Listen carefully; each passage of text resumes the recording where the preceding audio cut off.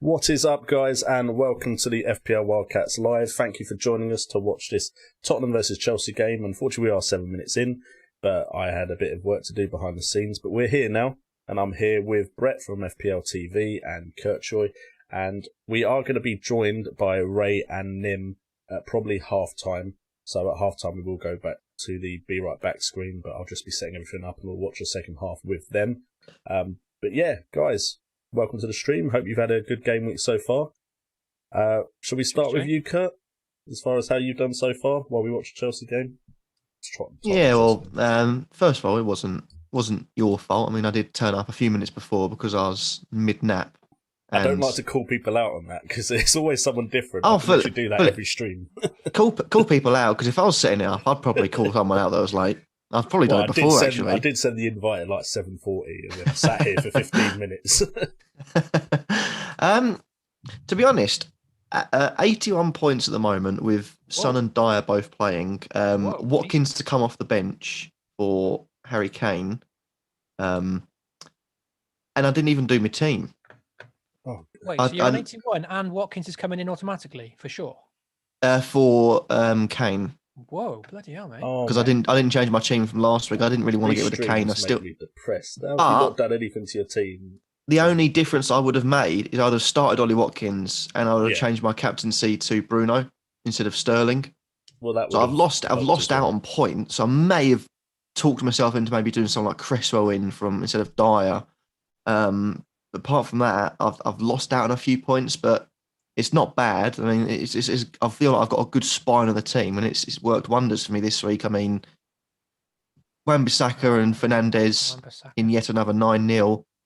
It's a positive. I seem to be, not to name any names, but the only person that I see on Twitter that plays Souček, and he got another goal. The amount of tweets with a bench of ridiculous points, including Souček. I don't understand what he has to do then to make a start. That's why I don't have him, because I know if I have him, I'd have the same issue everyone else is having. And Souček seems in better form than most people, so yeah, I agree. If you have him, why aren't you playing him? I mean, to be fair, he's gone now because the mystic man himself, Jay Lings, straight in my team. Not messing about. You serious? No, I'm not. No. Oh, really? That sounded like such a Kurt move. If Souček gets injured or if Antonio gets injured, then yeah, Lingard looks like a real good possibility, because although he gets a bit of stick, everything in that West Ham game seemed to go through him. And he played tremendous. Was... Exactly. and he's a sort of he's good, but I don't think he's good enough to be Man United's team. But he's good enough to run a Premier League team, and he's shown that because Villa are a handy side this season, and he's played them round. I mean, you think also on that pitch was Jack Grealish. What did he do? Nothing, basically. Got an assist. Yeah, well, got an assist, yeah, but it wasn't 2 goals. No, they actually had to switch him to the other side, I think, because Soufal was doing a job on him. Yeah. And he couldn't have any joy, so then he had to go. Yeah, And then Soufal and Ryan Fredericks, we played 2 right-backs on the right. And yeah, we literally tried to mark Grealish out of the game. And then he switched, and then suddenly he was creating chances. But damn it, we didn't put 2 left-backs on that side. Oh, bollocks. But all in all, I'm not going to complain. I'm way above the average. I'm now in the top. No, that's great. 500,000. That'll go up. Wan-Bissaka was the real differential for you this week, really. I mean, he's 12% owned, which is higher than I thought, but 17. When did I bring Wan-Bissaka in? Let's go back a few game weeks. So I had in the last 3 game weeks, which means he's got 1, 8, and 17. So I don't think he's done too bad. And I think Man United again. Very good. I did say it at the start of the season. I think Man United I thought Man United would win the league, and I don't think they are. I think City are too good now, looking at them, to be caught even at this stage. But they're going to be up there, second at least.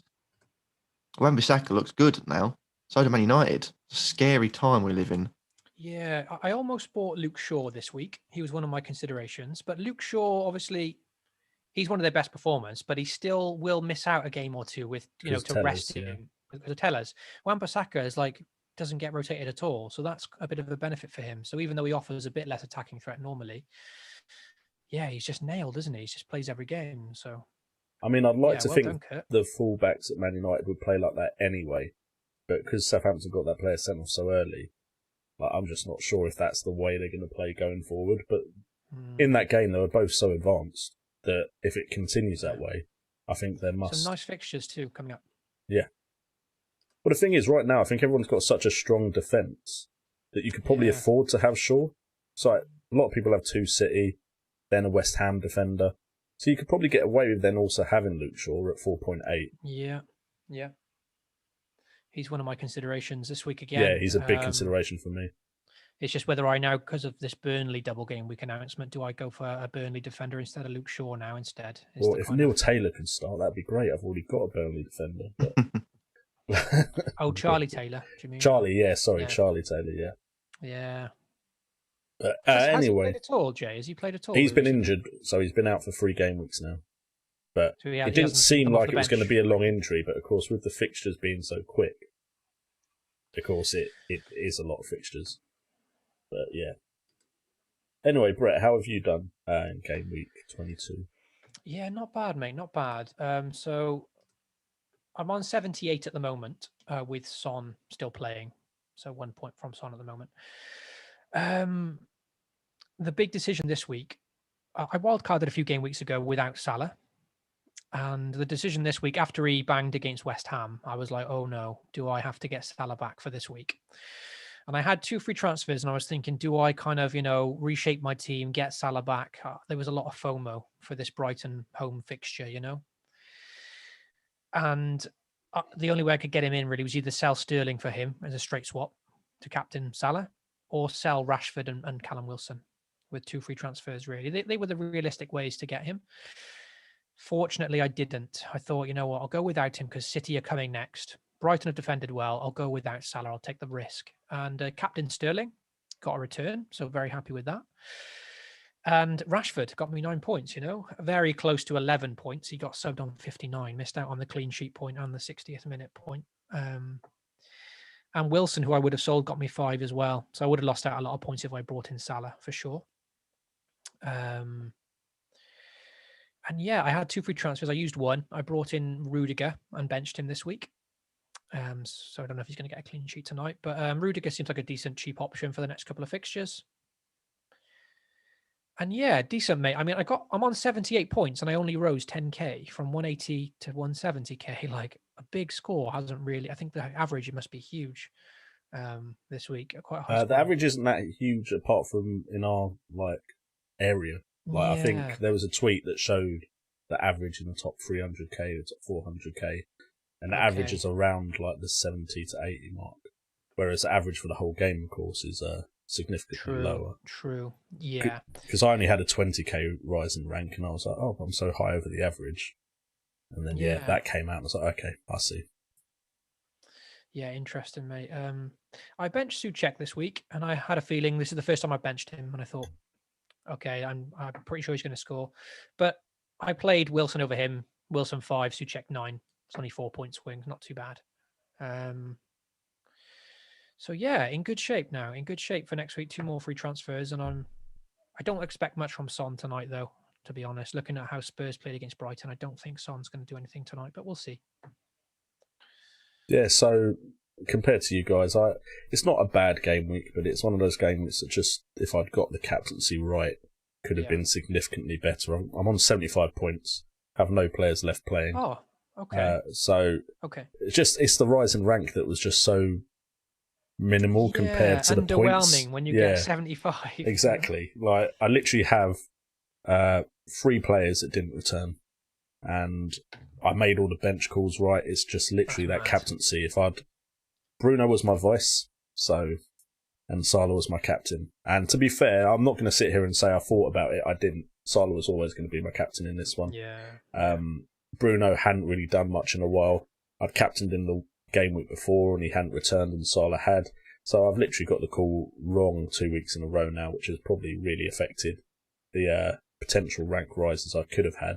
I'm around 350k, which is a bit disappointing because I had got in the top 200k, and the free hit for the blank instead of the wild card seems to be the thing that's hurt me the most, because I got on the likes of Man City defence later than everyone else, and didn't have the likes of Ilkay Gundogan when he had the big returns. So I think a lot of it is just that wrong call for that blank game week, which is unfortunate, and I think it was a lot to do with the fact that some fixtures got pulled that could have had me some players that could have done well. But I can't really complain. I'm hanging on, so there's the potential that I can still move forward, because I have got the wild card still. So we'll see what kind of double game weeks get brought up and what I can do with that. But yeah, happy with my team in general, but I just feel like a lot of people have a very similar team at the moment. So it's that captaincy call and hopefully finding some sort of differential. And this week it seemed like the differentials were Man United defence and James Justin. If you had either of them, then you had a good game week. I really miss James Justin in my team. He keeps delivering. I got rid of him so long ago thinking Ricardo Pereira's almost back. I think that was me. Pretty much that was me as well, yeah. Outside of FPL, James Justin is one of the players of the season, and in FPL, I think. If you kept hold of him. And superb in real life as well. You know, that really finish was calm as well. He went round the goalkeeper and just put it in the back of the net. Like, usually you see a fullback in that position, they just hit it and hope it goes in. Yeah, Leicester looked good, to be fair to them, especially after that defeat to Leeds. Leeds also one of my teams that's really hurt me, because I've had Bamford and Dallas for a while. They hadn't really done anything. Got rid, and then they went and beat Leicester.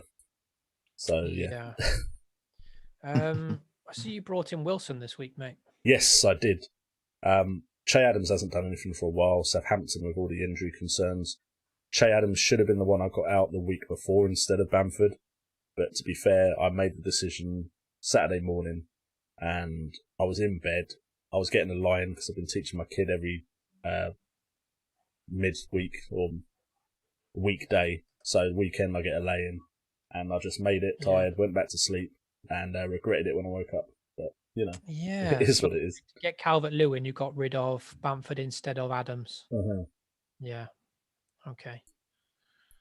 Anyway, we'll get to some questions. We may ask them again when the others join us. By the way, Nim and Ray are joining us later. And I see you, Nuclear, in the chat. If the transitional didn't play, it should have, because it's the same setup I'm always using. But thank you for the standards gone down. I appreciate it. But considering I'm always the one doing the graphics and everything as far as the stream goes, it's always me anyway. So you've let yourself down. I've let myself down. It's not because Nim isn't here. Probably referring to team graphics, which is my fault. So. Oh, no, I told you didn't have to do them because we're watching the game, and Which again is Jay's fault. Why is it always my fault? Unbelievable. Can't take him anywhere. I'm all right. I'll put the world on my back. Don't worry about it. Anyway, so we have some questions, and we'll get to Nuclear Atoms first because he was so nice to me. It's mainly aimed at you, Brett, but I suppose we can all answer. How do you plan on bouncing back when you have several consecutive disappointing game weeks? And he references last season when it was happening to you. So try not to use a gloomy voice while thinking back to last season. How do you bounce back? Yeah, it's funny that he says that. I mean, it wasn't difficult to notice, but yeah, in my videos, at the end of last season, it was a bit of going through the motions, because I think as the season draws closer to an end and you're ranked in the millions, with like 4 game weeks to go or something, then you kind of know, okay, it's too late to turn this round now. And so, yeah, I was kind of done in a way, mentally, because I knew I couldn't bring it back or get like a rank that I had wanted to get. I would say at the moment it's only the halfway point. So yes, I did sound very dejected in my videos, but that was like, post lockdown, football was back. It was all a bit crazy. The world in general was a bit crazy. And there was like 4 game weeks to go. It was job done, really, So I think, look, if you've had a bad couple of game weeks, there's still a long way to go. So it really depends how you're feeling in yourself. Obviously, with me, because I'm creating content, I am kind of obligated to continue playing the game and making content, even if I didn't want to. So when I was doing really badly, I probably would have, if I wasn't making content, I probably would have called it a day for the season. I thought, you know what, I'm not enjoying this so much. I'll take a little break from the game, come back next season. So yeah. So I've lost my train of thought now because I'm reading the comments. I think we were talking about how bad you were doing last season. Is that right? Something like that? Yeah. So let's not make you talk about it too much, because you're doing quite well this season at the moment. So yeah, sorry. My point would be that if you're not enjoying the game anymore within yourself, then I would say take a break. Don't worry about it, But if you don't want that kind of cliche answer, then I would say it's still early days. Any game week can turn a season around. A couple of good moves, a couple of good game weeks. I mean, look, I'm not doing fantastic, but since I wildcarded about 5 game weeks ago, I've gone from like 1 million to 170K. It's hard to listen to that when you hear other people say it. Oh, because when I was doing so bad last season, I'd go on Twitter and people would say, look how good a couple of game weeks can do. And you think, oh, whatever, that's not going to happen to me. But this season it has actually. I was 2-3 million and now I'm really flying. So it can happen quickly. There's double game weeks to come up. I'm assuming Nuclear maybe has some chips left, a wild card. It's early days, mate. So keep going, keep making positive changes that you think, are good for your team. Try and stay positive. And if you're still not enjoying it, then maybe take a break. We have a goal. Or is it a penalty? Yeah, that's your notification, off of the app. Bet 365, so I've not got a clue who scored it. It looks like a penalty. Maybe Werner. I mean, they're focusing on Jorginho, so usually that means a penalty. Okay. Werner's been fouled, so if he doesn't take it, you'll get the assist. Yeah, he gets the assist. Werner assists them. Oh, Jorginho is back on pens then. Yeah. Interesting. Jorginho scored. How did they win the penalty? We were completely talking. I wasn't even watching the Eric game. Dyer foul on Werner. A bit of a scruffy. Who played the ball to Werner? Just out of interest. Was it a wing back? That's what I'm really interested in. What did you say, Jay? Sorry. Was it a wing back that passed the ball into Werner? Was it Alonso or Reece James? Oh, good question. I'm not sure. I was talking at the time, so I missed that now. But it looked really Without scruffy. Eric Dyer trying to manhandle really and kill someone, would they get an assist normally if it wasn't Timo Werner shooting? Yeah. That's what Jay wants to know. Exactly. I see. to kind of eye test the fullbacks. Yeah, I see. I'm not sure who played the ball to Werner. Oh, wow. That was... No jump for the penalty for Jorginho. Looks like he's... taking it out. Even though Bruno did it, didn't he, yesterday? Oh, wow. I mean, Nuclear's at 200, 300K. I mean, that's a great spot to be in halfway through the season. Mate, you can do a lot from that area. from the 300k area, you can do a lot. I would suggest you're not having a bad season if you're anywhere in the top million right now. And even if you're above that, you can still do something. I mean, I've had a couple of bad game weeks, gone from just under 200k to about 350k right now, depending on what happens in this game. But yeah, it seemed like the last 3 or 4 game weeks I've just slowly been dropping off compared to other people. But the way I look at it is I'm holding on until I can use my wildcard. I've still got it. And hopefully that will boost me back up to the 200k, 100k kind of areas. And I always find that at some point during the season I will get a bit down because there will be a couple of games where you're just not doing as well as you like. For instance, this game, 75 points. I would have liked that to have meant a big rise in ranking. It hasn't. But just try and have some fun with it. Like, if it does start going really badly, make some picks that are a bit more fun for you than your general normal picks. They might come off, they might not. Apparently he has all his chips left apart from the free hit. So it does depend what double game weeks come up, because a lot of people that did really well, I feel, played the wild card for that Gameweek 18-19 period and then got the jump on a lot of the rest of us on getting the right team in. So we could do the same when that double game week comes in. Yeah. 200, 300k at this point in the season is very, very good. Halfway through, you know. A lot is achievable from there. Maybe top 10k, top 50k, top 100k. This season, if I finish in the top 100k compared to last season, I'd probably still take that.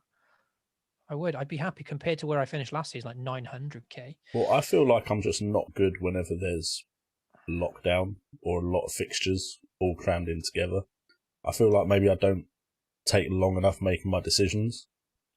And also, I feel like I actually am more relaxed making my decisions when I'm making them at work on my break. Because there isn't the kids running around me. There's no interruptions. Like, right now, literally my morning is teaching. And then my afternoon is getting over the fact that I've been trying to teach a 5-year-old English and maths. And like, by the way, Jay loves his children very much. I do love them very much. I don't love teaching them at all. There's some very rewarding moments when teaching my kids, but generally, while I hear my wife shouting at them in the background, generally, it's very rewarding, but yes, it can be quite stressful at times as well, especially when they don't want to do the work, which is quite often now, considering I don't think teaching at home, and it's probably right for some people, but I feel like my kids definitely learn better when they're learning from someone else other than their parents and in their comfort zone. But anyway, we're here to talk about football, and I just feel like generally, when the fixtures come really thick and fast for a prolonged period of time, I probably don't make as good decisions as I usually would. So I'm actually quite looking forward to the Champions League coming back, because then that gives a bit more time between game weeks. Also helps with making content. I felt like last season, when you're really in like a rot and you're having bad game week after bad game week, the worse it gets, the more you start chasing. Yeah. And chasing the points and making too many moves and overcomplicating it and trying to be too clever. And I was constantly trying too hard to be clever last season to try and gain rank all the time. I was so obsessed that I stopped playing a more strategic, a more calm. I suppose you could look at me bringing in Cancelo and Stones when they both didn't play. When I could have just brought in one. And you took a big... I took a -8. Took out with Robinson, Bamford, which is fine. Robinson's Fulham defender, so that's fine. But I took Bamford and Dallas out because I'd just watched the Leeds game beforehand. I was pretty annoyed at the Leeds performance. It was like, Rafinha's the best option here. I don't know why I have Bamford and Dallas. Took them both out. And of course, then they did really well against Leicester. If I'd just taken one out, I'd have had a good game week that game week. So I suppose chasing that Man City defence, because I hadn't got on it at the right time, I was chasing, making sure I had it. And then, of course, you never know with Pep, and both of them were benched. And I ended up fielding 10 men. So, I mean, all things considered, my drop in rank wasn't massive, but still, yeah, chasing points, like you said. I was chasing the points there. You start to, the game plan slips a little bit and you start to panic, and then you try and force your way out of a hole. And sometimes, maybe just take a step back, have a day off, a couple of days off to think, and then come back fresh. And then just, well, that's the thing. Like, stick to the plan. I often say, and I do it sometimes, is just don't touch my team. Like, if I don't have much time to think about it, think I might make a rash decision, I'll just go, you know what, leave the team as it is. Yeah. Wish I'd done it that game week. But it's very hard to take a break when it's literally one day between game weeks. That's what I think the issue for some people is. And I'd say it's definitely my issue at the moment.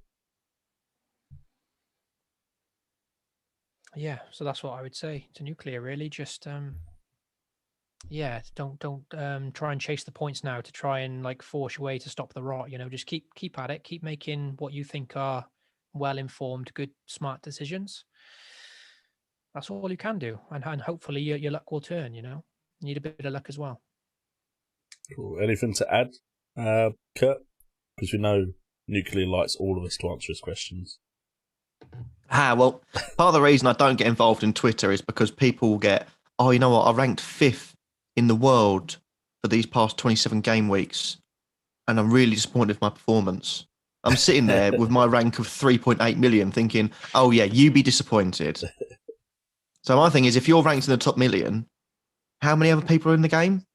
You're ranked almost 8 million now. Exactly. 7 million higher than the person in last. So I don't get involved in that sort of thing. I say, if you're ranked in the top 1 million, even the top 500,000, like I am, I'm just inside the top 500,000 now. Take it and run. I see myself here having a fantastic season. Sorry, 1 second. Carry on talking. Yeah, I do think now, as the game gets bigger, of course, it gets more competitive. And even people that are new to the game, because it's so heavily discussed now on Twitter, there's a big Twitter community, there is an obsession with having an amazing rank. Of course, we all want to do well, but the expectations are so high now that even maybe Nuclear is saying, oh, I'm not doing so good lately. And he's at 200, 300K. And it's like, mate, you're doing pretty damn good there. Because everyone talks about top 10K finish all the time. And yes, of course, we all want to finish in 5 figures or whatever, or 4 figures. But yeah, sometimes it makes you lose the perspective on how well you're actually doing because of how overly competitive the Twitter community is, So yeah, you're right, Kurt. I mean, it's literally just, there's no content creating perspective or sort of any other perspective other than it's just a generic, normal FPL point of view, really, the way I look at it. I mean, it's the same. You look at the Premier League, you think every season, if you could the top 6, the big 6 clubs, just the big 6, there's 4 Champions League spots, but all 6 of them are good enough to get into the Champions League spots. So some of them are going to miss out on that top 4 finish. Some other teams are going to slip through the ranks and get in that top 4 finish, maybe like the Leicesters, maybe even someone like Villa and West Ham maybe this season. But again, you just got to look at the season as a whole. I mean, there's still teams below you in the top division. That's the way I look at FPL. If you're in the top 500,000, take it and run. Yeah. And there is, with more people as well, there are more spectacular plays. Like the brilliant triple captains that pay off, and they'll triple captain someone who's got 83 points because no one knew they existed, and all of a sudden they've got a clean sheet and 17 assists. On the other hand, you have people that triple captain Jan Bednarek, which I still find hilarious. Still find absolutely hilarious. One manager that used triple captain. Yeah. One manager that used triple captain on Jan Bednarek. I think 23 that had Leno, David Luiz, and Bednarek. You're thinking, oh, to be one of them people, looking at your team thinking, no, that's it. I've had enough. That's the final straw. But yeah, just sort of take yourself out of Twitter. So my advice to anyone on FPL, take yourself out of Twitter, all of a sudden you'll see things in a different perspective. Yeah, definitely. Just quickly, guys, a bit of an update. So Thiago Silva's injured. He's signaled to the bench. I think a muscle injury maybe because it's self-inflicted. He's fell awkwardly. And Christiansen's coming on. So good news maybe for those, I bought Rudiger. And he looked to be nailed anyway, but with Thiago Silva, that kind of solidifies him more, you would think, Rudiger. So, but also Christensen has, I think, 2 points this entire season because of a red card he got earlier on. Oh, really? So if Chilwell isn't going to be thought of as a centre back, and it is going to be rotation with Marcus Alonso, Christensen, who has ownership of 0.2, if Chelsea turn their fixtures around, Sheffield United next, Newcastle next, Yeah, could be a good pick. This is why I got Rudiger in, because he's 4.5, and the next two fixtures look really good for clean sheets. A long-term sort of cheap option. Obviously, Thiago Silva being injured maybe weakens their defence a bit, but also... I wonder what Chilwell has done to not start. Just tactically, is Alonso that much better as in a 3-4-3 in Cresswell or not Chilwell?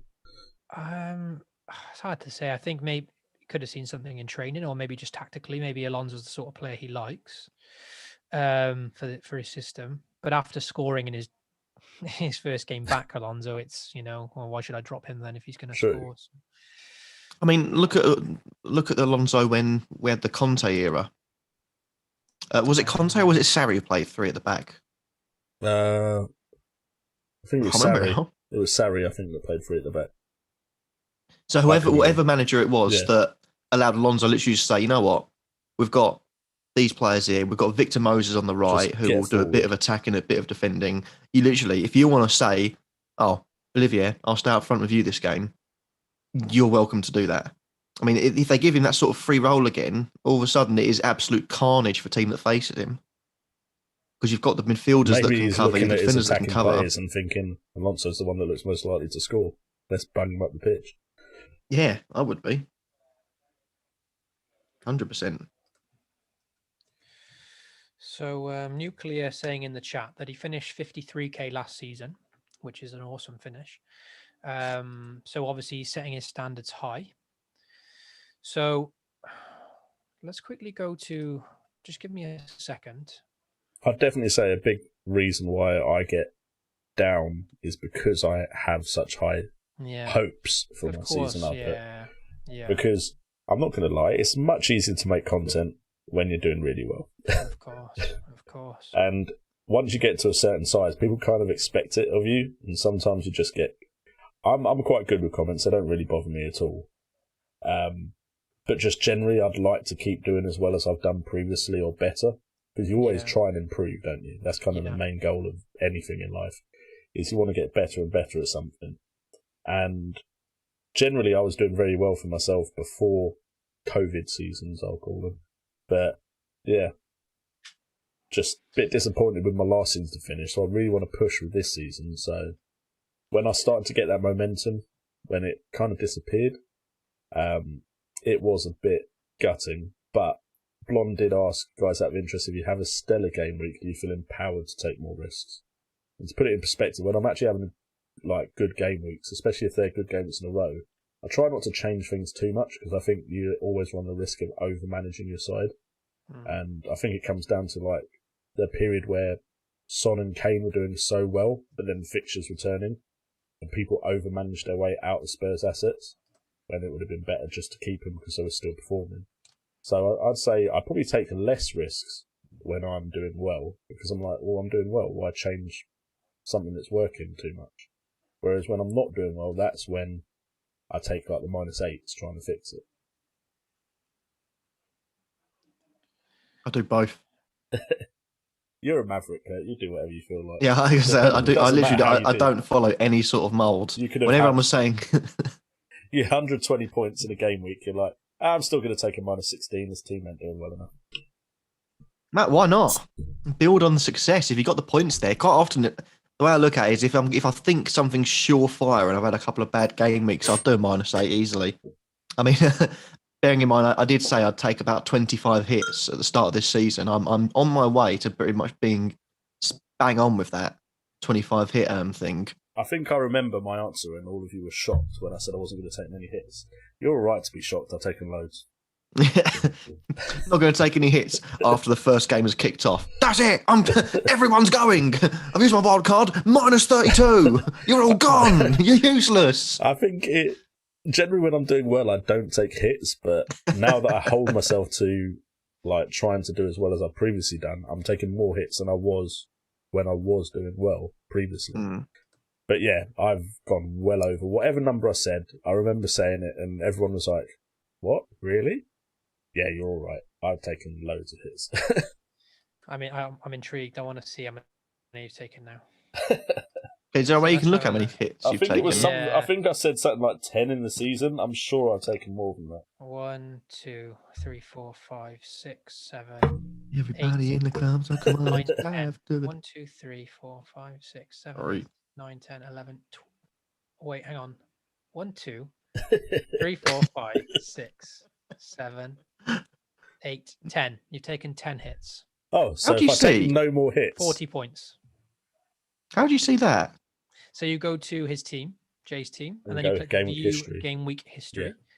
And then it will say transfers made, the number, and then the Mm-hmm. transfer cost. And if the transfer cost is 4, Oh, then you can see it's 1 hit. And if it's 8, it's 2. And so on. right. Okay. I've only taken 1 hit all season, game week 3. That's the only I'm hit sure I've your taken. number was so much higher than mine as well. You're like, Okay. I'm on take this. 10. Wow. Say it. I'm taking minus 16 this week then.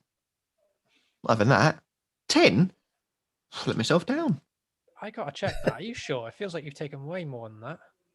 No, Well, you got to apparently I- remember all the game weeks where he forgets to change his side. That's true. Yeah, So like- you like got this- the- yeah, the 2 free I transfers. have done that an awful lot this season. Yeah. So he Maybe that's the accidentally carries key. transfers Forget, over. just yeah. forget your team every now and again. Okay, so at the start, Kurt was hit crazy. So game week 3 hit, game week 4 hit, game week 5 2 hits, game week 6 hit, game week 7 hit. So 1, 2, 3, 4, 5, 6, then 7, 8, 9, 10. Yeah, 10 as well. So you see, Yeah, I you're think level on hits with Kurt. I think generally though, I think if you look at the beginning, I probably took less than he did, and then. Yeah, Kurt was mental at the start with his hits. But to be fair, it's at the beginning. I don't see any issue with it because you're trying to get the team right, and if you're trying to not use your wild card, then why not? Yeah. If you're trying to build a Yeah, good platform for the rest of the season, why not take the hits Yeah, early? with Blonde's question, like I don't normally I can understand the thinking, because if a player gets you a lot more points than you were thinking that you were expecting, and you had big plans, maybe like a 2 or 3 transfers planned for the week after, you think, oh, that 16 pointers kind of paid for the 8-point hit in a way. You know, I can get the thinking, but it's not really for me. Like you said, Jay, if your team's doing well, yeah, I think I'm a lot more. I'm always averse to taking hits personally. But I can see used to be. Kurt as well. I don't know what happened. I think it's too much time talking to Kurt. When you out Kurt, that's when you know you're having a bad season. Well, that's the We're thing. talking I'm about not, strictly speaking, in the concept of everything, I'm not having a bad season. I'm still in the top, like 400k. But yeah, maybe it's proven that you can take the hits and do well. You get them right. Of course. Look at this week. If you'd have taken a hit to get Wan-Bissaka and Justin in, it's a genius move, but you have to get it right. Yeah. And I've got a few. I've got my hits. I've got a few right. I've got a few wrong. Hence the reason I'm still ranked about 500,000. I have been for a lot of time. And look, the thing is, if you consider where we all were before, we're all doing very well now. Because there was a period where we're all on this stream, and I think we're all talking about 2 millions, 3 millions. We were all talking like Brett last season. How's your game week going? Yeah, not the best if I'm all honest. of us are like, do we have to be here? yeah, definitely. To go back to Nuclear one more time as well. So he said that he's obviously set the bar high with his previous season, 53k. Now he's, wants to try and get close to that. So the 300k mark at the moment is about 1,330 points, give or take a couple of points. Okay, 1,330. 300k, which he's around, so he might even have more than that because he might be 200k. He said he's in between, and then 50k is around 13990, so about 60 points in between. So even if he's ranked at 300k now and he wants 50k, it's just 60 points. That's nothing. And he's got so many of his chips left. Yeah, one captaincy swing, one good captaincy decision. You captained Bruno this week over Salah. You've already cut that to 30 exactly. Points. So it can change quickly. It can change really quickly. So you're in a good spot for only halfway through the season for sure. Come on, Sonny. To be fair, we've been talking so much. I haven't really watched the game. It's not been a great. I don't think it's been a great game, I mate. To be honest, I don't think much has happened. I haven't seen a Spurs chance. Maybe someone can correct me because I've been kind of looking away, but like it's very strange because I remember there was two camps when Kane got injured. There was the camp, of course, that was like, oh, well, Son's gonna keep going. He's had good seasons previously when Kane's been out, or good periods. And then there's the feeling that, well, this season it's relied so much on their partnership that my plan was always to get Kane and Son back in at some point. And now with Kane injured, I was like, I'm not sure I fancy going to Son without Kane on the pitch. It's just pure so far it looks right, but yeah, it's pure. Every assist for Son was Kane. Not everyone, but almost every single assist. So you take Kane out of the equation, then logic suggests Son's not going to score much. It's like Fraser Wilson pairing. It's like, well, if it's happening so often, and that's where all the goals are coming from. With one gone, it was almost like, you know what, I can probably ignore Spurs for a bit until Kane's back. But it is crazy how so many of the big hitters that everyone wanted, like I'd say it was only 4 game weeks ago. Now some are injured and some aren't performing as well as you'd expect. Yeah, like there seems like a lot of cheaper options that are really stepping up in comparison. For sure, mate, for sure.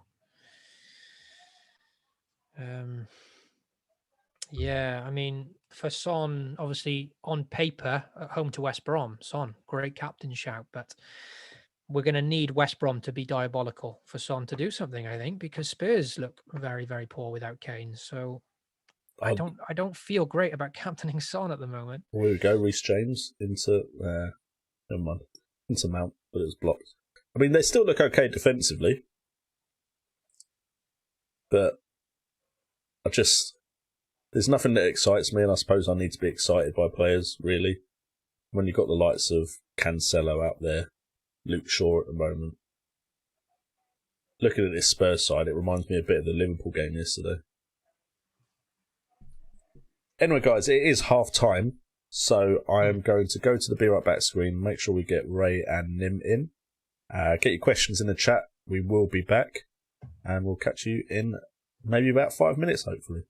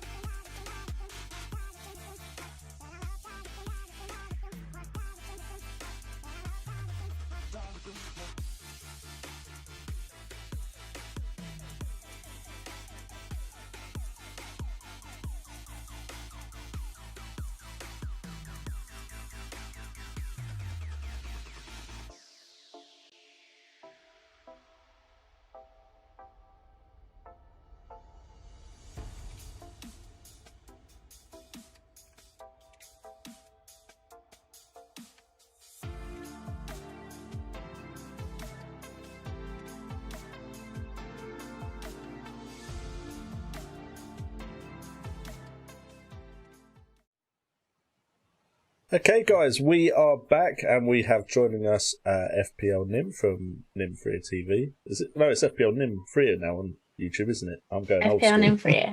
Finally, Look, she's I've back, been though. gone one Look, week and exactly. he's forgotten all of my details. I just thought it was the boys' club now. I was thinking, you know what, we'll do whatever we like now. So behave now, Nuclear. Yeah, Nim's back. So you've got to behave. And we do have Ray joining us with a new setup as well. So he's upping his content game. Looking Trying to good. take Kurt's place and kick him out completely.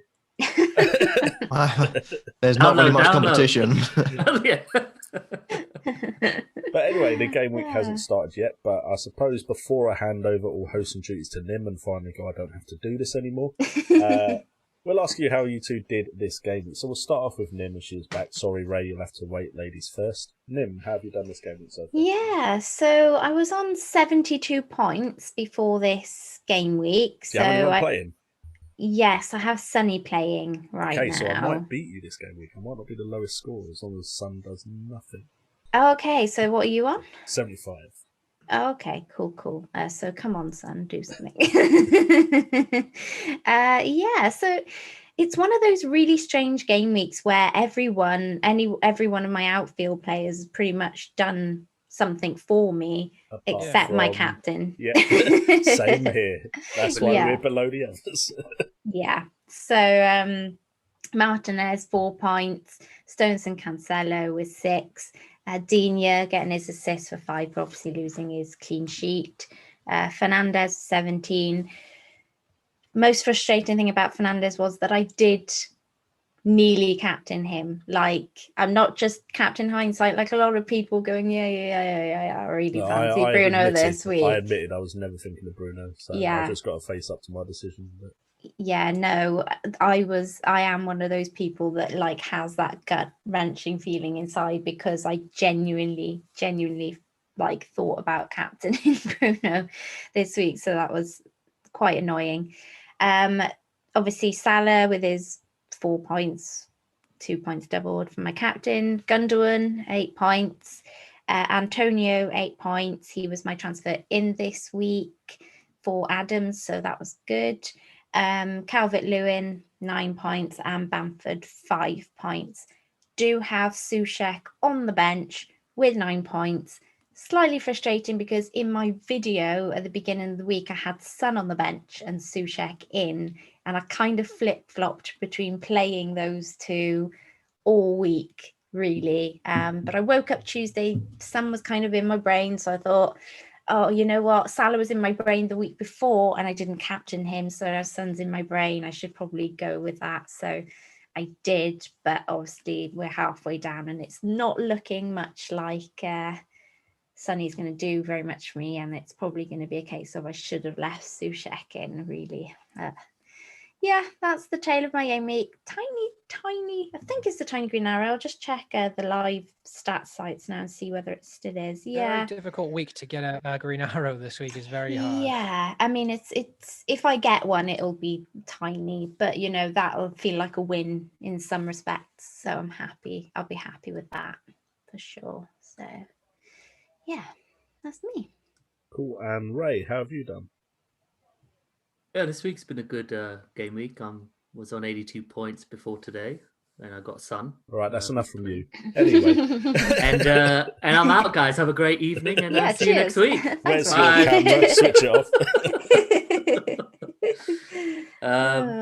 Unlike Nimfree, I was so sure to captain Salah, and he's my only outfield player who didn't return, which is insane. So. But otherwise, I started the game week 180k, and now I'm due to be about 143.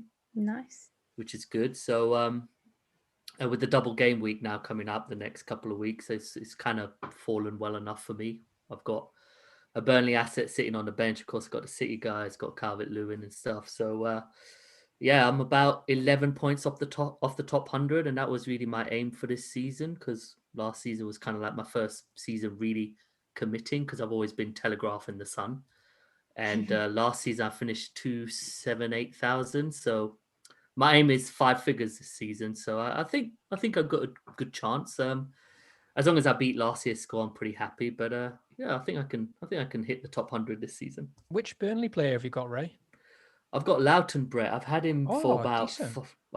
about 5 weeks, because Burnley always, in history looks solid, and with me back, I'm likely going to start him in the next game week and drop one of my City lads for the Liverpool game. They got Brighton at home, have they? Burnley? Yes, they do. Yeah, not bad. Yeah, and of course, and then they have the double, don't they? Then they have the double after. The doubles are. So we have. I've got them written down here, Jay. If you go for it. Yeah, I was Yeah, looking at some so, table and it was too confusing because I had a few beers. So game week 24, Man City have a double. Tottenham at home, Everton away. Oh, nice. So I've got 3 City for that. That's good. Then we've got Burnley, which looks quite good in 24. So Palace away and Fulham at home I for don't have Burnley. any So Burnley 2 players. good chances for clean sheets there. Fulham have a double. Everton away and Burnley away. I'm not sure there's much to go off there, really. And then Everton have one. Fulham and Man City. So hopefully DCL and Digne will kind of come through there, I guess. Yeah. Hopefully. DCL, I'm might have to praying some more are put in there. Because otherwise I've saved my wildcard for no reason. Well, not no reason, but...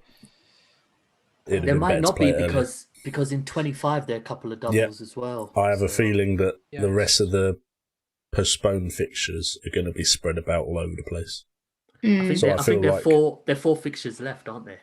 I feel, and there'll be more fixtures coming, but I don't think they'll be left till later. So I have a feeling that the biggest double game week was double game week 19, which is annoying.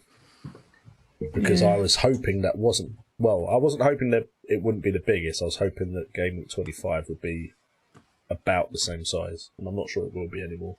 No. Yeah. So game week 25, there's 2 teams that have a double. It's Leeds. So they're Wolves away and Southampton at home.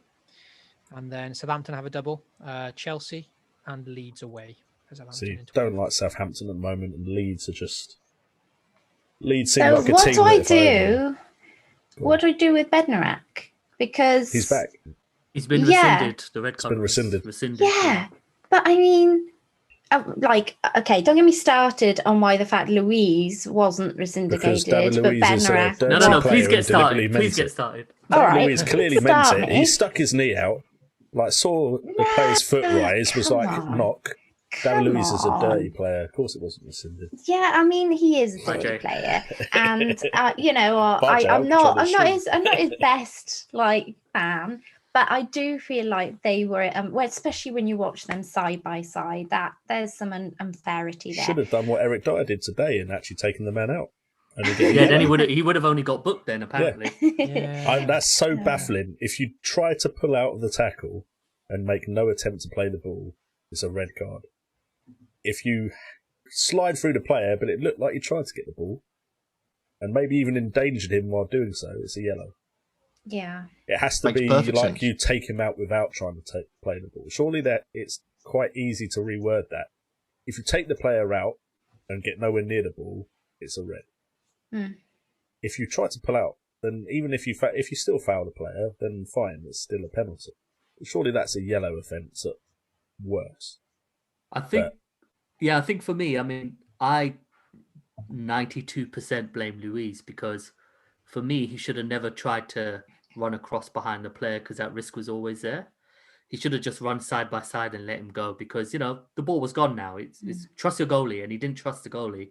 And he gave the striker. I don't trust Lennon. If it was Martinez, Dan Luiz would have stopped and went and got a drink. You take it, buddy. Yeah, it's fine. But you don't need a defence, man. You just stay in goal and everything will be fine. He needs a defence against West Ham. But I feel say stuff like that. I feel David Luiz he made the decision for the strike, and I think because it's David Luiz, I think the referee just thought, you know what, you probably did have intent with it. It's just the fact though that it's by the letter of the law, it's again. the right. But by the letter of the law, it's the correct decision. Yeah. Even though the law is just all over the place. Oh, it's just a mess. It is a mess.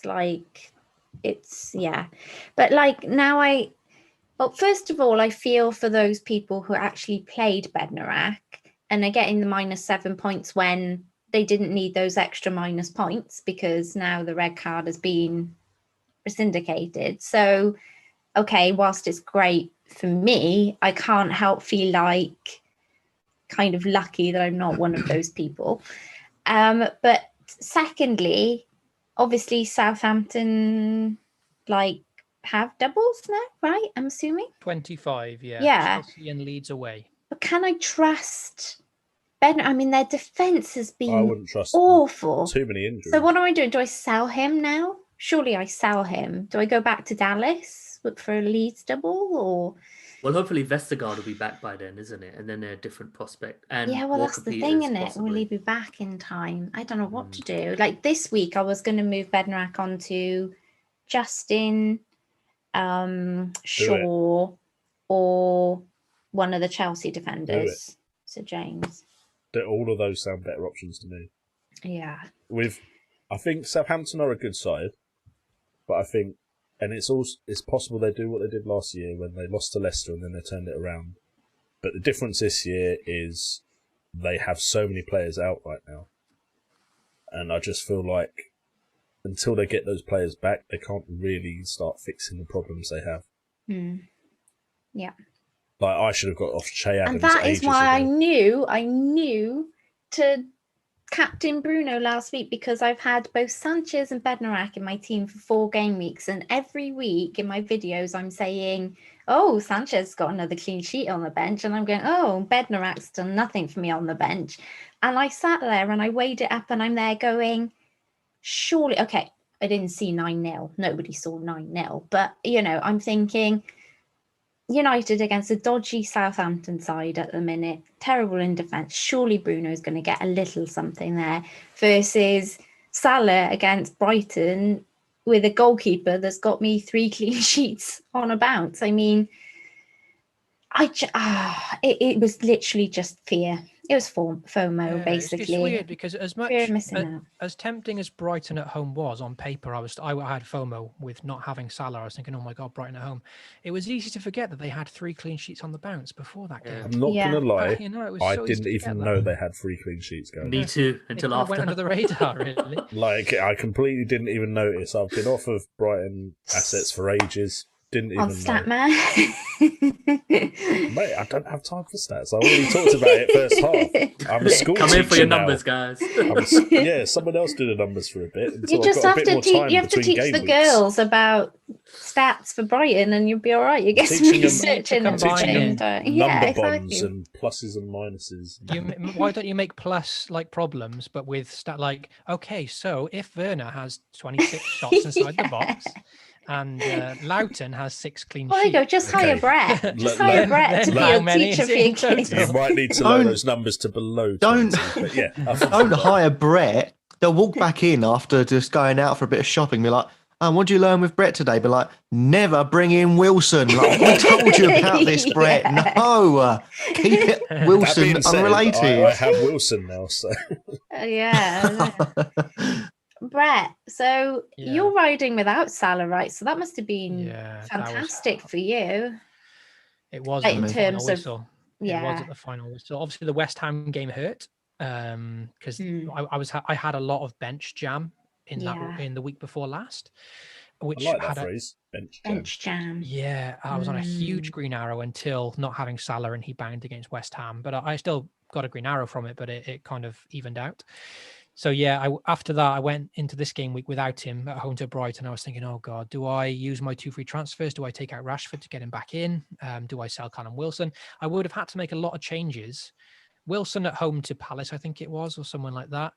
Rashford, at home to Southampton. I thought, I can't do it. I just have to go without him. Captain Sterling. Didn't feel good about it at all, but fortunately I got away with it. So Yeah. and now because Salah has Man City anyway, I'm kind of thinking, oh, okay, that's not a great fixture either. Then Leicester, so maybe I can persevere without Salah now until like a couple of game weeks time, and then re-look at it then. Yeah, when I look at my team this week, I'm not inspired whatsoever. Like Well, I was two hoping Son would City make it defenders easy. against Liverpool, Dina against Man United. I mean, it just doesn't look great this week. But often the ones that look like they're the best ones end up being pretty rubbish, and then vice versa. So I'm So hoping. are we that ends up benching our being Man good. City defenders then? What do you think, Nim? Are you going to bench them? I'm benching one. I am. I don't have enough good defenders to bench both of them. I am playing both of them right now, but if I do the Bednarak switch, then I may take one of them out and play the other one just to kind of even out the odd. That's all right. It's a watch along after all. Yeah, so I might kind of just play one of them, but then it's like, which one of those do you play? Because you know the other one will end Cancelo. up doing better. Who are your defenders then? So at the moment, my 5 defenders are Stones, Cancelo, Digne, Bednarak, and Soufal. So, That's a bad so at the week. moment, I've got Soufal. Soufal and the 2 City Soufal's got to defenders at the moment. I'd say Cancelo has to start. I've got Diaz, and I'm benching Diaz, but I look at my bench, and for this week at least, I've got a much better looking bench because I've got the other 4 starting, which is Wan-Bissaka at home to Everton, Dyer at home to West Bromwich Albion, Cresswell away to Fulham, and Holding away to Villa. All 4, I think, got more chance of returning than Diaz. Hmm. But I think I'm lucky with fixtures this week. Yeah. At least you don't have Robertson. Oh, now he's going to return. You know, you just said that. Well, I probably won't have him, so I don't know. Like Neil Taylor. Who are you thinking of switching him out for? Charlie Taylor's still an issue for me. If he's not coming back, I want to change him. But now with this double game week for Burnley, I might change him to another Burnley defender. So I might not actually change Robertson. But it's not like nothing Who about did Liverpool's Burnley have performance this impressed week? me. They have Brighton, right? Brighton at home. Brighton. They've got a couple of good fixtures, Burnley. So I'm kind of wondering, do I go from Bednarak to a Burnley defender? Because then I cover that as well, you know, in one. I'd agree because sweet. between the double, other side of the double, they have Brighton at home and West Brom at home, and then Crystal Palace and Fulham in between. Okay. Ray's frozen on my screen. Looks like I've sneezed. He's frozen. It's a very unflattering time. It is, isn't it? Awful. You gotta love tech. There's nothing I can do about that. There is, yeah. I really wish there was. Ray, I've got an idea. Why don't you go to the stop video bit and stop it a second and restart it again? I'm trying to, but my Zoom's completely frozen. I might have to join back, all right? No. Just if it has just to be done, stop the video for a second. No. It's completely frozen. Zoom is frozen. Yeah, but we can hear your voice. We can hear your know. voice. Yeah, he doesn't want that. Guys, it's frozen. No, but wait. If you stop the video and restart the video again, it'll stop you going out the call. I'll give you a screenshot, and then you'll know. It says not responding. It says not responding. Okay. Nim, it's fine. It's fine. Around, he can go now. We've got him. We've still got him in the call. It's fine. Oh, what would it be? Whereas FPL WildCats stream without something going wrong. Oh, this is because we're back. That's what it is. I know last stream went fine. Did it? Yeah. Damn. I'll just be off then. You guys carry on. Go back to your other men. We don't need you. Get the juice. Yeah, I was doing a record with the FPL Juice lads before I came on, so that's why I was a little bit late. But yeah, pre-commitments. I'm here now, though. Look at Paul Ray. He is absolutely Nuclear's loving it. Nuclear's apoplectic. Like, there's my screenshot from this stream. Oh, this is funny. Has he left then? I don't know. He left, Ray. It sounds like it, but he's still there. Oh, yeah, it's gone. There we go. Oh dear, bless him. I'm pretty sure in the game week before last, I saw Brian, who I just saw in the chat. Brian, I think, captained Dorkova Reed. Oh wow! And he scored as well. Like, nice. I thought, bloody hell, fair play. Like, who are you guys captaining this week then? Bednarak. Look, if there's a rule, that someone imposes that says, look, if a player blanks next game week, they're going to score quite well. If someone scores a -7, he's going to score freaking 4 digits this week. I know. Imagine the hat trick that's coming from Bednarak. The hat trick of hat tricks I'm banking on. What about you, Brett? I don't know yet. I mean, on paper, the obvious one is Son, but looking at Spurs at the moment, at home to West Brom on paper, you think, well, West Brom are diabolical.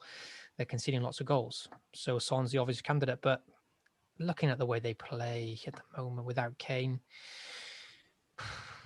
But Kane could be back though, right? So I guess we need news on him. I don't know if he's going to be back for West Brom. maybe the game after. I think maybe City. I think Jose will push for him, especially if they lose tonight, which it looks like they're going to. If Kane was back, then Son, becomes much more appealing. If not, then either I just go safe with Fernandes again, or maybe Antonio against Fulham as a bit of a punt. See, that's what I'm thinking. I always shy away from the punts. I always go back to the safety, So same. That's literally what I've just said in my video tonight. I was like, it's between Antonio and Bruno for me. And at the moment it's on Antonio, but nice. And that's what I've just been saying though, is that I found since I've been content creating that I do tend to play a lot safer.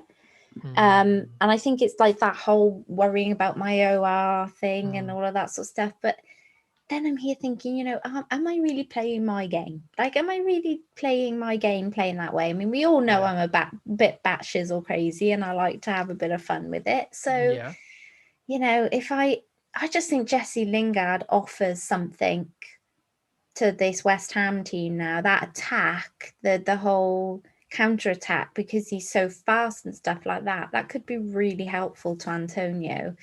So I just think it could be worth a shout this week. But Bruno is the safe bet. He's going to be like, after last week, he's going to be the highest captained, I think, because a lot of people have sold Son, I think, over the last couple of weeks, what with Kane being out and stuff. So I think Bruno will be the highest captained.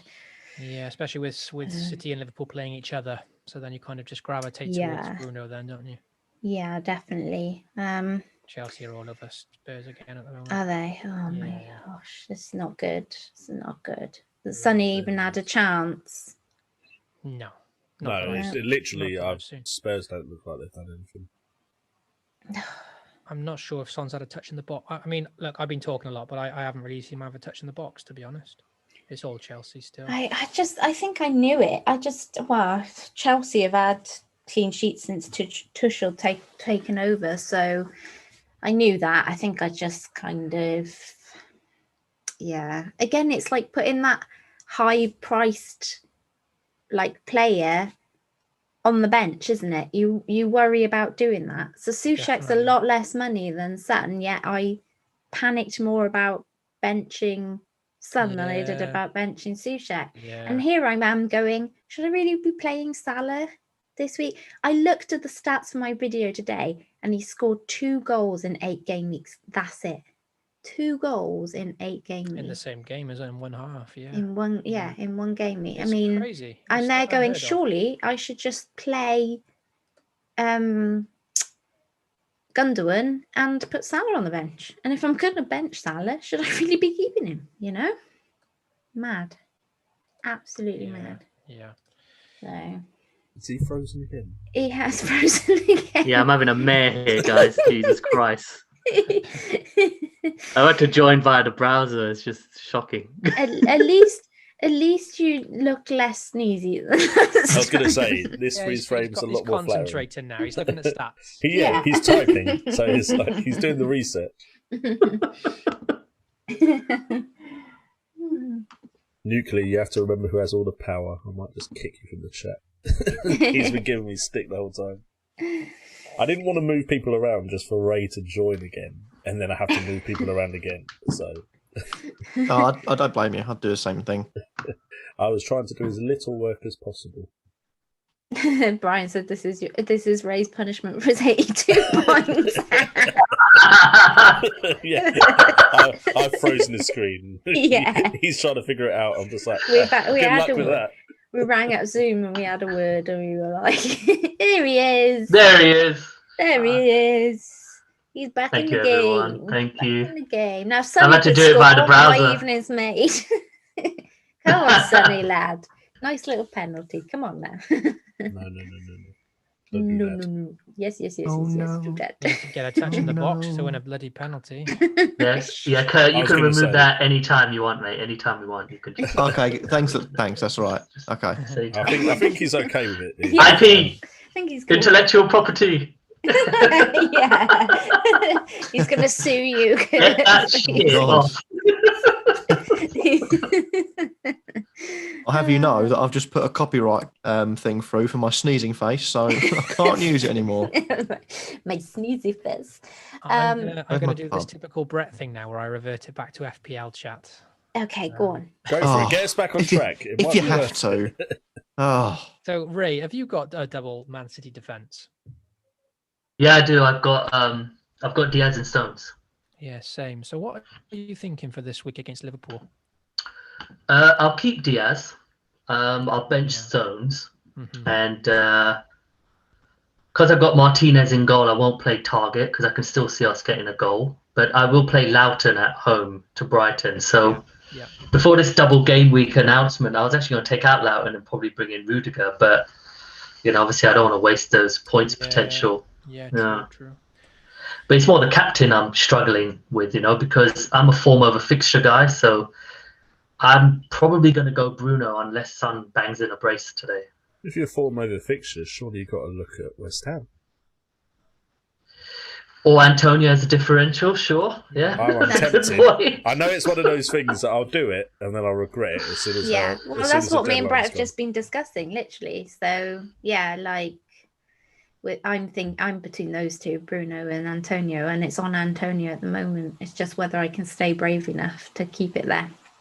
Whichever one you'll decide, it'll probably be the wrong one. Oh, At least thanks, Jay. At least that's how it's going for me. So. Who's going by Snip? And you've made the same choices as me. So. Yeah. Well- Nim, who did you dream? Well, that's it. Where have the dreams Yeah. been? Yeah. Good Well, the question. dream was Salah the week before with his. You didn't bloody- tell me that though, so that No, I help didn't. me. I didn't know. I was a bit unwell, wasn't I? I was a bit behind on that one. You Yeah, just I'll said have to let Salah you know. in a message. I'd have read between the lines. Just You'd have been managed like, to type Salah. why is Nim text Salah? Just nothing else. Just, do I sell him? Do I buy him? Like, what do I do with him? Either way, I'd have blamed you. So if I got That's it wrong. true. Well, if I, yeah, but it's double. What the hell's going on with my camera, man? It's mad. By the way, this is everyone else's technology, not mine for once. Just for the record. Yeah. Although I know. when we It start keeps the doing stream, that ghost thing, like like when you sometimes the football player's on a pitch and the camera doesn't quite catch up, and every now and then I get that. I'm like, you can see like my eyebrows, my mouth just like ghosting across the screen. I have no idea why. So odd. Yeah, sorry, carry on. we should actually probably get to the questions. Yes, Yeah, questions. Yeah, far away. We've done nuclears, and I'm going to revert Although back to Nim now. Kurt didn't tell us who he was captaining or thinking of captaining. Bednarek. You aren't seriously doing that. No, I'm not serious doing it. No, he's currently on Antonio. Good man. Right, okay. Nice. Yes, come on. Like that. Let's I do reckon it. we should all do Antonio. Let's do it. Then we can all suffer. Yeah, let's do it together. A Wildcat special, man. You watch, one of Wildcat us will special. back out last minute. Yeah, I'll stream. straight up say that I'm No. doing it. I'll straight up say I'm backing up. This is. Wait, you've a just got pact. your membership as the Wildcat, and you're like, Yeah. I'm backing out. No, Oh, but- you're No, meant to be you're part not. of the pack. You're part of the Yeah, you're jamboree. not. What are you doing? but Yeah. okay. But I want to go up the ranks. I want to go That up. was a terrible I want to play the argument, game Ray. properly. I want my top 100k. Excuse me, Antonio is going to get that for you because Brett doesn't curse players this year unless their name is Wilson. And even then, he's done really well for you, Brett. So I think your juju's well and truly gone. Yeah, it was such magic. No, it's because I I've got played, Wilson. I Yeah, played probably. Wilson for 6 game weeks in a row, 6 blanks. Benched him. He got an assist. I thought, okay, I can stomach an assist. Benched him again. 13 points on the bench, but luckily this time I actually got the points off the bench because Sterling missed out, so I got really lucky there. Yeah. But it's just like magic. I played him 6 game weeks in a row, blanks, and then 2 benchings in a row, and he returns in both games. It's just such. You could not time it better with Wilson. But I started him this week, and he got an assist as well, so I'll take that. Now I've got to either play him at home to Southampton or Souček away to Fulham, and again, it's Souček. another. Yeah. You think so? Suja. Yeah. It has to be Souček. I'm not Souček's in hopping him such ever great again. form. Even after the 9-0 Southampton. And Wilson's got a good record against Southampton. I remember him scoring a few against them before. But I have Yeah, got Wilson's one of those the- players that has a good record against everyone. Yeah. But There's whenever somebody you own else you him- could drop and play both of them. Well, it becomes very problematic at that point. Wow. Bamford at home to Palace, no chance. Rashford, maybe. I haven't, you know. Good. Oh, somebody's noisy. It's not me. Arguably Rashford, but I think it might be Ray. It's Ray because on the browser version, his microphone's reset to the old one. Oh, right. Yeah, I'll see you guys in a bit. Again. Sorry, guys. Sorry, I'll come back soon. Oh, what's going on? He's left again. Yeah. Oh, dear. So Okay. now, so what are the other questions? Let's Jay? do a question. let me Okay. move around. If I just have to keep moving stuff around, I'll have to- Chris at Velvet Torpedo asks, here's a question for you. Liverpool look drained both physically and mentally. Losing their regular centre-backs has caused a chain reaction throughout the entire squad. FPL team dependent, I know, but if your team has no issues, would you consider benching Mo? I think I might versus Man City. So yeah, pretty much Well, that's what just I what you were was. talking about, wasn't Yeah, pretty much, yeah. Well, look, the Stand thing is, the on way I that. look at it is, Man City is a very different prospect to Brighton. Man City aren't likely to get as many men behind the ball. So I'm hopeful they can do something, but I really don't like Jordan Henderson not being in the midfield and in defence. I think that really affects the way they play. Yeah. So I wouldn't be against it, to be fair. I mean, I'm tempted. If I had no problems elsewhere, I'd probably transfer Salah out. Just until I see some sort of form from him. So you would bench him? I'd bench This him or week. transfer him out, yeah. But Yeah. you've got him, haven't you, Jay? Yep. You're not going to bench him, are you? No, because I have other problems. I did say. Okay. if I had no other problems. Okay. Yeah. So have you got quite a weak bench in terms of, you know? Yeah, I've no got one that- Taylor and Guisa. Okay. I mean, Stones is nice to have on the bench. I suppose I could just with drop with Salah. those three, there's no one you could bring in there, really, is there? Yeah. It's more if exactly. you've got like a Suchek, isn't it? Like Yeah, a if Souček you've got or a Souček or Gundogan something, then you can take the something gamble. this. Or a Callum Wilson, you know, which is my dilemma. I haven't got Salah though, so. Yeah. What are you well, thinking? I'd have at the moment Gundogan's on the bench, so it would be Gundogan, Stones. You can't do that. Benhack. You're the one that shouted out. Okay. You've got to stick with your man. I You're new know. Aguero. I know. I just it's like him or Salah really, and it's that fear again this week of Son and Sushek of getting the one wrong. I love how I'm saying this with just half of my head on the screen. Sorry, I am working as quick as I can. And you know what will happen?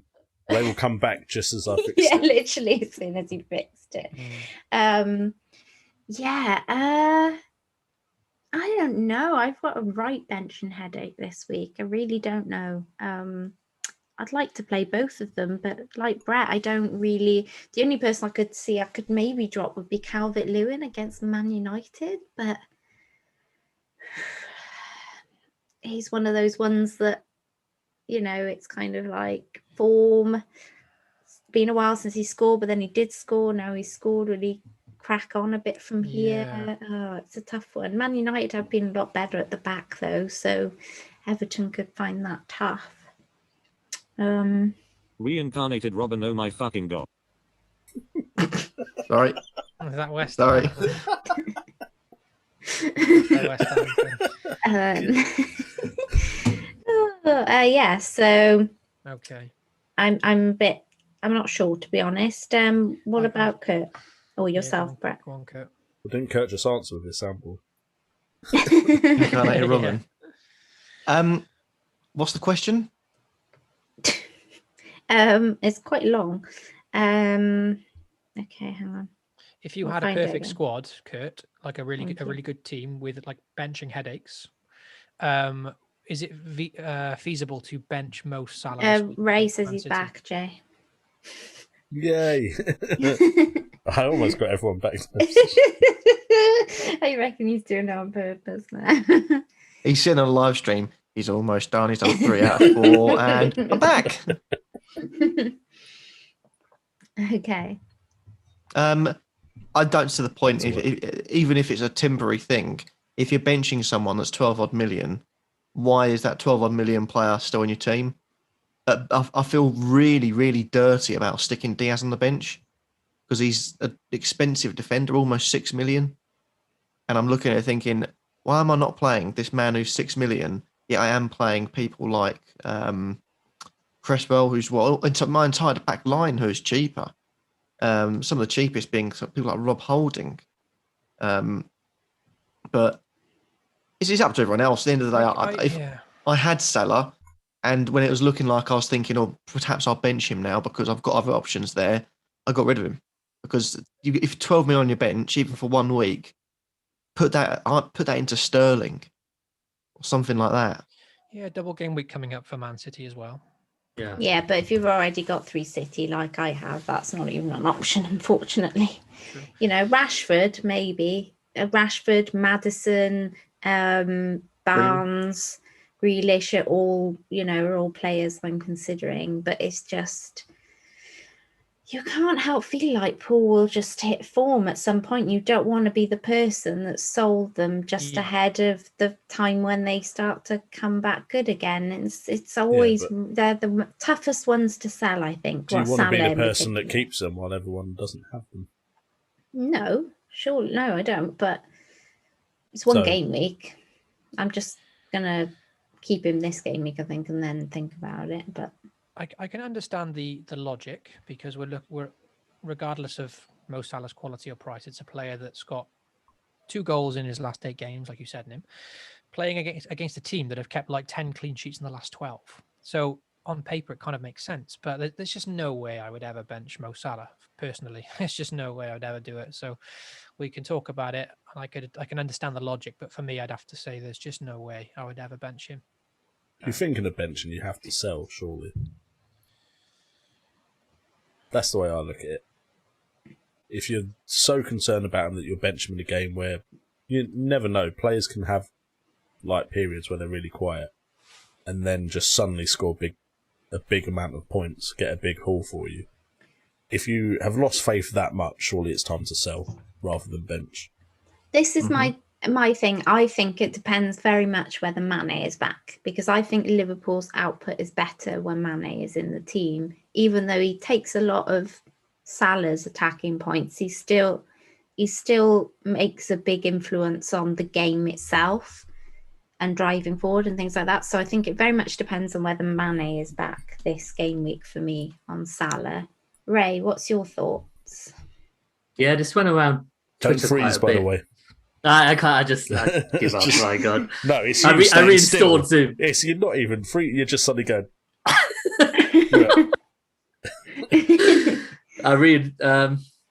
I saw this around Twitter quite a bit. I just couldn't do it because benching Salah is just for me insane because the potential of him exploding in any fixture at any point is always there. So if 8 game weeks though, Ray, only one of those explosions. Then sell him. Yeah, if you that's a discussion. If you're that down on him, sell him. Agree. But the thing is that we already all have probably 3 or 4 million in our bank. If we're going to take out Salah, what's the likely replacement? It's probably going to be not Sterling because you probably have 3 or already have Sterling, but potentially someone like Maddison. Now we're talking about a lot of money in the bank that's going to be, itching. And we got so many premiums injured as well. So there's not even a premium striker to go to then, is there? To it's crazy if you think about it. Well, Vardy might be now. back on Sunday, isn't it? Because I got my eyes on him actually, but obviously with Calvert-Lewin, Bamford and Antonio on my team, I'm pretty happy with the 3 of them. Yeah. But I think with Salah, because everyone's going to have Salah, even if he blanks, it's pretty much everyone has him, if you know what I mean. We're all suffering at the same time. So, but I do expect, I have a feeling Mane is going to be back, or even Jota is possibly not too far away as well. So, yeah, if I didn't have him, I wouldn't bring him in yet. But, I'd never benched him, man. Yeah, struggling hard. I feel I get the feels on that one. That's a tough one because I'm in the same spot there on what to do with him. But yeah, I think if you're gonna bench him, then it's possibly sell time, isn't it? Okay. Oh, we've lost Kurt. You lost him as in he's walked away from the camera. That's Yeah. fine. Yeah. That's the least Okay. bad thing that can happen. I'm fine with that. Neil said, your thoughts about a new drinking game in which you have a drink every time a player takes an easy fall to get a free kick. Double shot for forwards, doing it in the penalty area. Well, in that case, we'd have been shotting when Martial did it. Well, we don't think we'd be doing many of the shots during this game, that's for sure. I mean, Chelsea have got into the box a couple of times. Oh, that's all right then. He said, serious question. Do we get Kane back in when fit when we have producing budget strikers? So it's a little bit like what Ray's just touched upon there with Bamford, Antonio and Calvert-Lewin Jay. That's the funny thing is because everyone's now very pro Bamford. And literally I've just got off of him because for the 3 game weeks before he did well against Leicester, he was just really disappointing me. There's certain, like when the games come on, most of the time nowadays the games are their own individual games and you can watch as many games as you can. But every now and again games are on at the same time and I usually pick the Leeds game because I'm like, well, there could be a big score in this game. So I've actually watched Leeds quite a lot. I have some friends that are Leeds fans as well. And I was just extremely disappointed with what I was seeing from Bamford. So I got rid of him, didn't watch the Leicester game because I didn't have him anymore. And of course he does really well in it. And he got an assist in the previous game, just gone this game week. So, underlying stats-wise, he looks like a great option, Bamford. But it's almost like I want to revert back to someone like Kane that just was so consistent. And maybe, yes, Leeds games have a higher ceiling for the amount of goals. But with the likes of Rafinha and Rodrigo and Harrison, there's players in that side that can get the goals that aren't Bamford. And I was always worried before I brought in Bamford that this Leeds side will get goals from everywhere. Whereas with Kane and Son, when they're together, usually one of them is getting the goals. And I always prefer that kind of security of, okay, these are the goal scorers of this side. I say it pretty much every stream. I prefer the talisman theory where if a team scores and I get a notification that the team has scored, I want to be pretty confident when I look at my phone for the goals and assists or my notifications from Twitter that my player's going to pop up there. And I don't feel that with Leeds. Whereas when Kane is back, I feel like I'm going to feel that way if I have Kane or Son.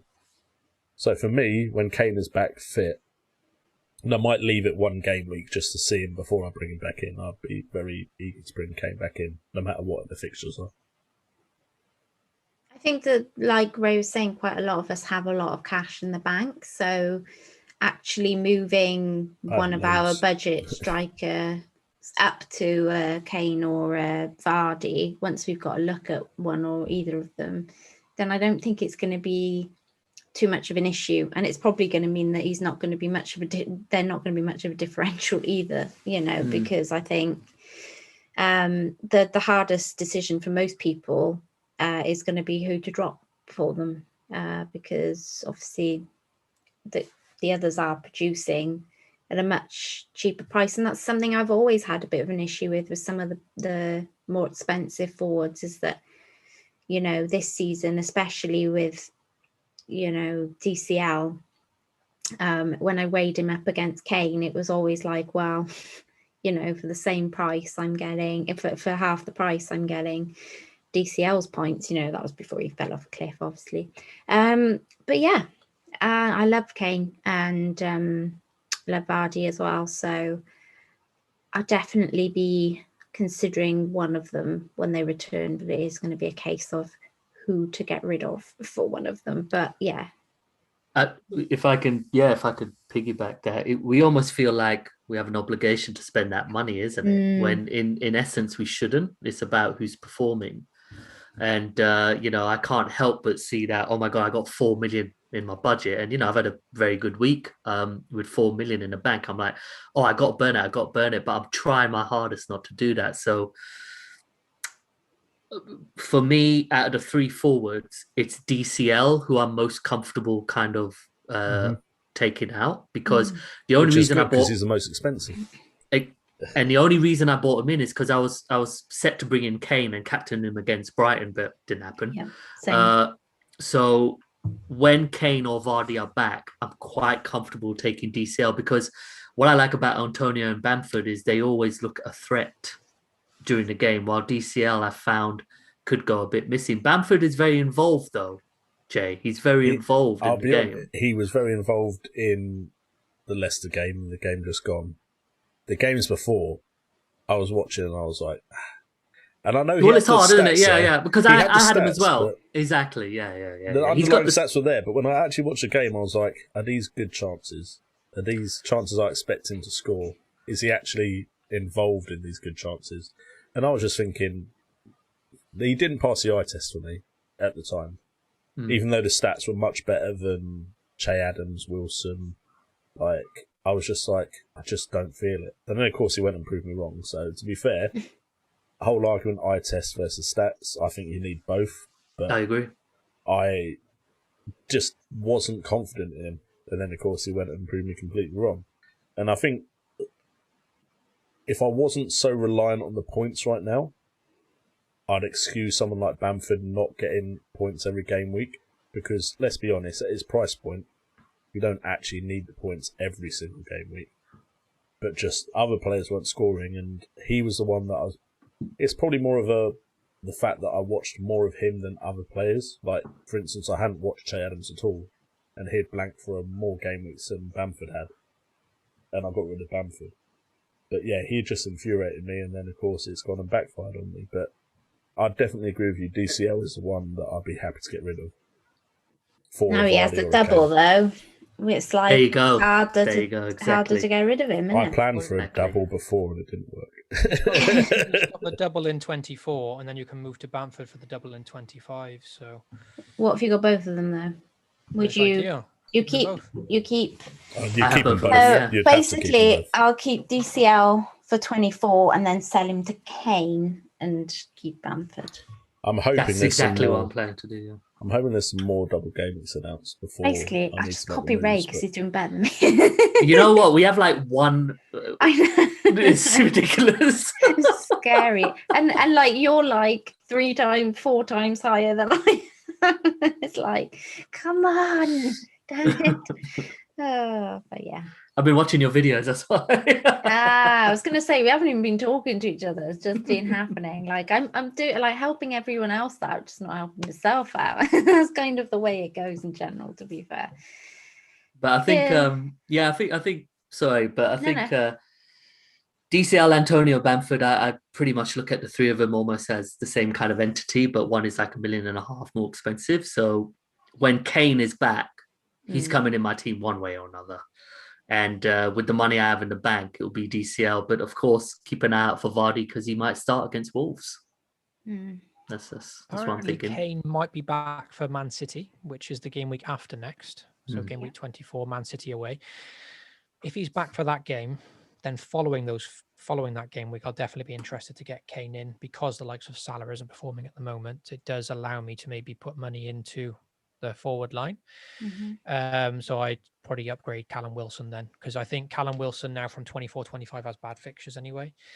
I think we should all give Kane City before. I mean, if you've got him and you've held on to him this long, you should probably just keep. But I mean, if you're considering, I really like their fixtures after Man City. Yeah, West Ham away, London derby. Though to be fair, Jay, it's probably saved a lot of people benching headaches that us lot have had with having a stack. Talking about my bench is rubbish. I tell you what, some of my mini league, I don't know, they're like the jammiest this week.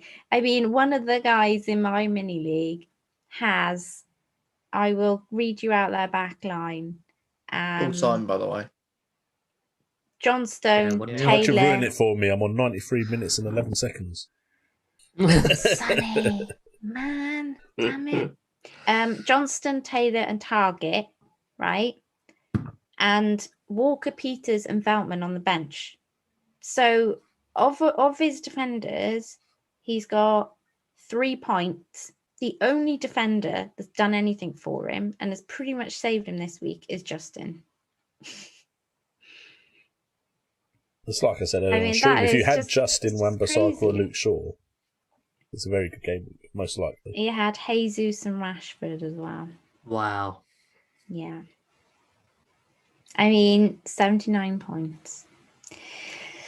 Yeah, it's just like it seems to be how can I explain, like the game seems to be rewarding people who aren't really kind of putting a lot of effort into it this season, I feel, you know. Because people are getting good points off the bench and such like that, you know. So it's really, even if players don't come in for players or don't do well or get benched, then people are seeing good points off of the bench for them and it's saving them, you know, most game weeks. So very hard to do well this season, I find. Yeah, I mean, once I used the bench boost for 19, I think, isn't it? Yeah, it was like double game week 18, bench boost 19, or maybe a week after. I couldn't wait to get rid of like my benching the headaches, you know what I mean? Yeah. Because I don't want that. I don't want to be thinking about that, you know. The only ones I play with are, I've got 5 decent defenders who are all kind of mid-priced.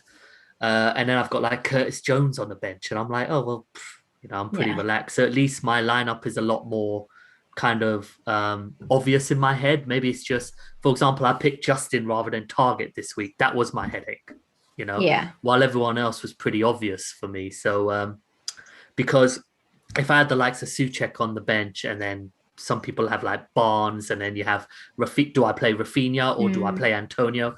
It would just completely melt me. You know, I'd be all over the place. I have that. I literally have that. I have such a strong bench apart from Bednarak at the moment that literally he's about the only one that I'm set and leaving in third place on the bench. But other than that, I literally have like, even this week, I'm like, do I play Martinez or do I play Sanchez? I mean, I have had Sanchez in my team for 4 game weeks and he's had 4 clean sheets and I've played Martinez. I haven't even considered Sanchez to, you know, have a game yet. He's been happily ticking away on my bench every week. Right. I bet you when I need him for my bench boost, he will do naffle. Because you can just see it coming now. That's why I got him in, because I thought I was going to do the whole free hit and then bench boost thing, but I didn't actually follow through with it in the end because most of my players were Leeds and Southampton. So yeah, I actually sold Rafinha just ahead of that. So I had him ahead of the curve, but I did sell him for KDB and then went from KDB to Gundogan, and actually it's evened out. So Rafinha's got the same amount of goals and assists as what KDB and Gundogan have got me in that time. So actually, apart from the transfer, it hasn't really made much difference. But yeah, I do have that benching headache, and it is not fun. I mean, look, this week now I've played Son. In my video, like literally beginning of the week, didn't have Son on my team. He was first on my bench. I played Souček. I mean, it in the couple of days between then and now, you know, I flipped. And maybe that's something for me to note to myself. Whatever I kind of do as my best team, maybe I should just leave it at that and not get swayed, you know, either way. Yeah, but it's always going to be hard to bench a player like Son. Oh, yeah. Yeah. Exactly. It's the exact same thing as what Ray was saying earlier. It's the price thing, isn't it? We look at it and we see how highly owned Son is, and we see his price, and we go, we can't bench Son. But you know what it is as well? It's a little bit, again, it's that whole. I've noticed so much in the last few weeks is that I worry so much about what other people think about looking at my team. So like a shield tactic, yeah. Yeah, so when I did the video with Son on the bench, I got so many like, oh, you're benching Son, you know. And especially if he bangs, then you just get so much hate. The thing is, a player like Son has previous records of getting big hauls. Yep. And don't get me wrong, Souček is doing absolutely amazing. And like a revelation as far as the signing goes. Some of the signings West Ham have made recently, I've been like, okay, we're actually making good decisions in the transfer market. But is Souček going to get you 3 or 4 goals in a game? Whereas a player like Son, it's possible. And that's always the worry when you're looking at a player like him. And that's why they're priced so high, is because in one game week, someone like Son, Salah, all the players that maybe aren't performing right now, it's possible that the next game week is a game week where they go absolutely massive. Yeah. So it's always going to be a risk. Like, some of the best decisions I made have been betting against these players, but also when you get it wrong, it absolutely kills you. Because so many people are going to back them because they are the players they are.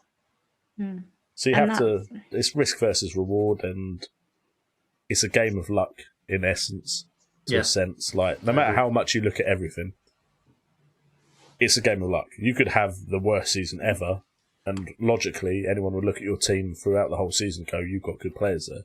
And then it just doesn't work out for you. Yeah. So, yeah, I can completely understand why someone would not want to bench a player like Son, because I think that would hurt more. If you looked at Son on your bench with 20 points and look at Souček on your bench with however many points he got this week, I don't know. 9. You're going to feel a lot worse about having Son on your bench if he gets a really good score. Yeah, especially just his ownership as well. It would have killed my rank if Son had even just scored a goal. You know, it would have killed my rank. Which I think is completely against what I said about Salah recently. Yeah, well, Honestly, that's the thing. Like, so I'm literally going to have the same headache this week. You know, who do I bench again now? I mean, Gundogan, Salah, Son. I mean, either way, none of them look like good benches. Which is, I think, why I said if I was that against the player, I'd transfer them out, because I'd much rather not have him on the team with those points on my bench, because I've gone for something else. But my only concern is that the only people I would switch Salah for are the likes of Grealish, Maddison, Barnes, and do I really want one of those sat on my bench as well? You know, it's like I'd feel much better any of them sitting on my bench than Salah. Yeah, it's tough. It is tough. Kurt, your thoughts on the situation? Do you have Mo Salah? No, got rid of him. And who did you buy? I don't know, actually. I don't know when I got rid of him. When did I last have him? I don't think so, no. Okay. When did I last have Salah? Okay, Salah went out for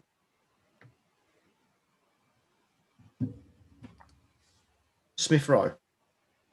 Oh, okay. Wow. Oh yeah, I remember you saying Love that. Was that for the double? That might be for the You were double game. joking about that. Exactly. I thought you were joking about it. Wow, love that. But he was going to. He's got one return, I think, since then. So it's ended up being a good call, and it's also allowed me to have someone like Smith Rowe who I can bench 4.5 or 4.8, whatever it is. Don't really care what he gets, and that's allowed me to now. I've got money in the bank, so I can upgrade to Wan-Bissaka. I can upgrade to Sterling. I can keep Kane in because it doesn't bother me too much. I can now potentially look at upgrading other defenders, so I can get rid of Dyer, maybe go to Alonso, get rid of Watkins, maybe go to someone like Bamford. I feel like it's done. If I'd have kept Salah in, I'd have someone on 2 points. Whereas now it's freed me up to get more players in. Yeah, that I wouldn't be able to get before. And that's what I mean. If you're going to bench Salah 1 week, get rid of him. Yeah. It's worked for me. Okay. Okay, 2 seconds. Just gonna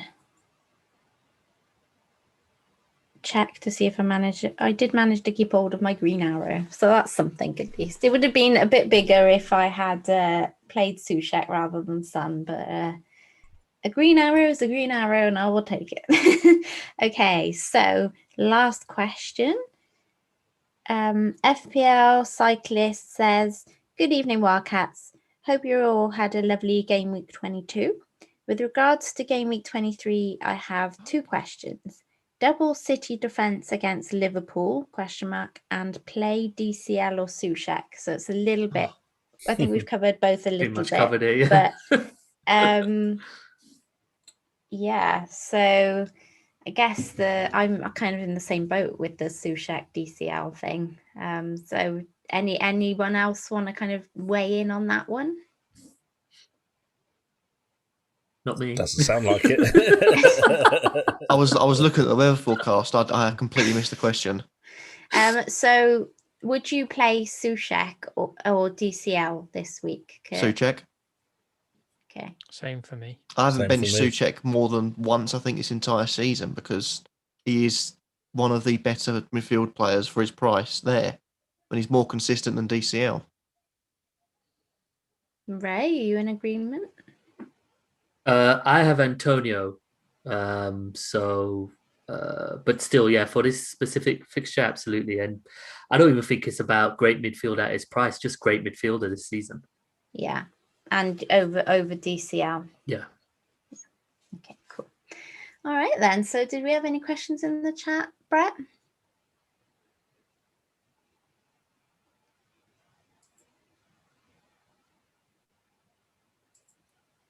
He's thinking, or he didn't hear your question. I don't know if he's muted. Yeah, he did a Ray from earlier. Oh, can you not hear me? No, it's Nope, just we did not hear you there. Hello? I put my juju Yeah, on we you, can mate. hear I put my you. juju We can on hear you you. from earlier. Weird. Can't hear me, yeah. No, I wasn't on mute or anything. I think we covered everything, really. There's no other questions. Nice. Okay, there's one here. It's from Michael Svedin. Replace Watkins for Bamford. What do we think? oh. What, bring Watkins in for Bamford or the other way around? The way around. Bring Bamford in for Watkins, I think. I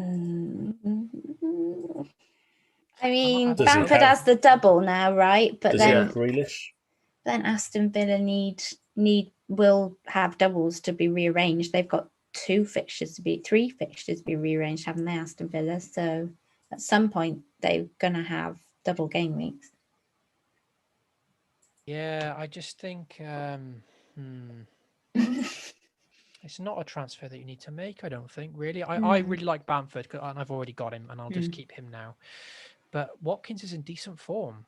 He's getting so many chances as well. I feel like he's, got potential for bigger scores than he's getting because of the chances he's getting. Their fixtures are decent for the long term now, I think you just got to stick by Watkins personally and focus your transfers elsewhere. From game week 23 to game week 30, Villa's fixtures are so good, plus potential doubles in the future. I'd probably just leave him there, I think. Yeah. Yeah, it's a I tough like one. Bamford, so if you make the move, I still like Bamford as well, of course, but just not sure I'd waste the transfer on it. Yeah, very much depends on who else you've got, I think, and who the other transfers would be. Like Jay I'd say says, if do you you've have got- Grealish? Yeah, if you have Grealish, Yeah, then I I agree understand with it. Jay. If Yeah. you don't have Grealish, like, to me, Watkins and Bamford are very like for like. Both teams that can score goals, both strikers that potentially could be a little bit more lethal in front of goal, but when they are on their form and on their day, they can get a big haul. So, with Aston Villa's fixtures, if you didn't already have Grealish, I don't see why you'd get rid of Watkins. Yeah. Cool. I think that's everything then, is it? Yeah. Shall we? I mean, let's just be Arsenal fan TV for a little bit, No, thank Okay. you. because what do we expect from Odegaard? Brian, you'll ask in the chat. Nuclear's going to lose his mind in a minute. So, yeah, let's talk about Arsenal. We watched the whole Chelsea game. We can talk about Arsenal for a little bit. Nim, you want to go first? I was assuming an Arsenal fan would have something to say, but it went a bit quiet. It's like, no, keep Smith Rowe playing. Why have we brought in someone else? Yeah, I didn't know much about him. I asked Ray when we were signing him. Actually, Ray filled me in on who he was, so thanks for that, buddy. I think I have had him in champs before, so I knew a little bit about him. I'm glad that we're signing people because I think we've lost a lot of people in this window. Wake, Kurt. But yeah, I don't really know what to make of him, to be honest. I don't know what Ray thinks, but yeah, I'm not sure if he's going to be an FPL asset, that's for sure. Personally, yeah, I'm happy with the signing because if Smith Rowe can't play, then Odegaard's a good player to try and come in as well. You can rotate the two because they're kind of similar in their positions. Decent transition from defense into attack when receiving the ball. So I'm happy with it. And then because it's just a loan deal, 6 months, then of course we can kind of then analyze how to move forward with him. But you know, I'm comfortable with him stepping in if Smith Rowe, if we don't want to play him, because I think we have a system that we play now, which I'm pretty happy with. So yeah, I'm happy with the decision. There you go. Cool. Well, then we're both happy. Jay. What about Brett? Brett, what are your thoughts, man? Yeah, I'm the same. I think it's a good signing. I think it's nice to have this headache now that we've got two of these younger players. I'd much rather sign younger, talented players with potential than I would someone. I don't want to hate on Willian another time. But someone who's kind of past it, you know, when we're spending so much money on these players that are 32, 33. So yeah, I much prefer signing younger, like talented players. And we've gone from having, you know, not much creativity to having two potentially creative players now. Obviously, Ozil hasn't played for so long. So, yeah, I like the signing. From an FPL perspective, of course, is not really in my thinking at all, though. But yeah, and it's kind of it's risk free. You know, you loan them for 6 months if they do well. Maybe there's a chance to. It's a win-win. Either he does really well, and then maybe we can sign him on a permanent. If not, there's not financially crippled. How much like of having Willian for 3 years? How much of his wage are you paying? He was on quite a low amount anyway, in essence. So I think we're paying about 40 to 50k a week. I think it's a stupid move. I think you should just stick with Smith Rowe. And like, there's injured, a potential of injuries, but you still have quite a few players that could play in midfield. You have Saka, you have Willock, or has Willock moved on, or has he gone? We've loaned him out on loan. now, but we probably wouldn't have loaned him out if. Yeah, I don't see why you'd loan him out and bring in Odegaard. Willock doesn't have the same technical ability that. No, I'm not saying does. he does. I'm not saying he does, but it's kind of like you're betting on Smith Rowe getting an injury. Whereas I prefer that you just bet on him being available and keep playing him and give him the opportunity and not have the issue of potentially rotation. But you should always have two players per position who can do similar jobs. I think that's naive to just have one. Yeah, but I also think it's naive to just think we need another guy like him on 50k. That's quite a bit of a wage. Like, I know it's only.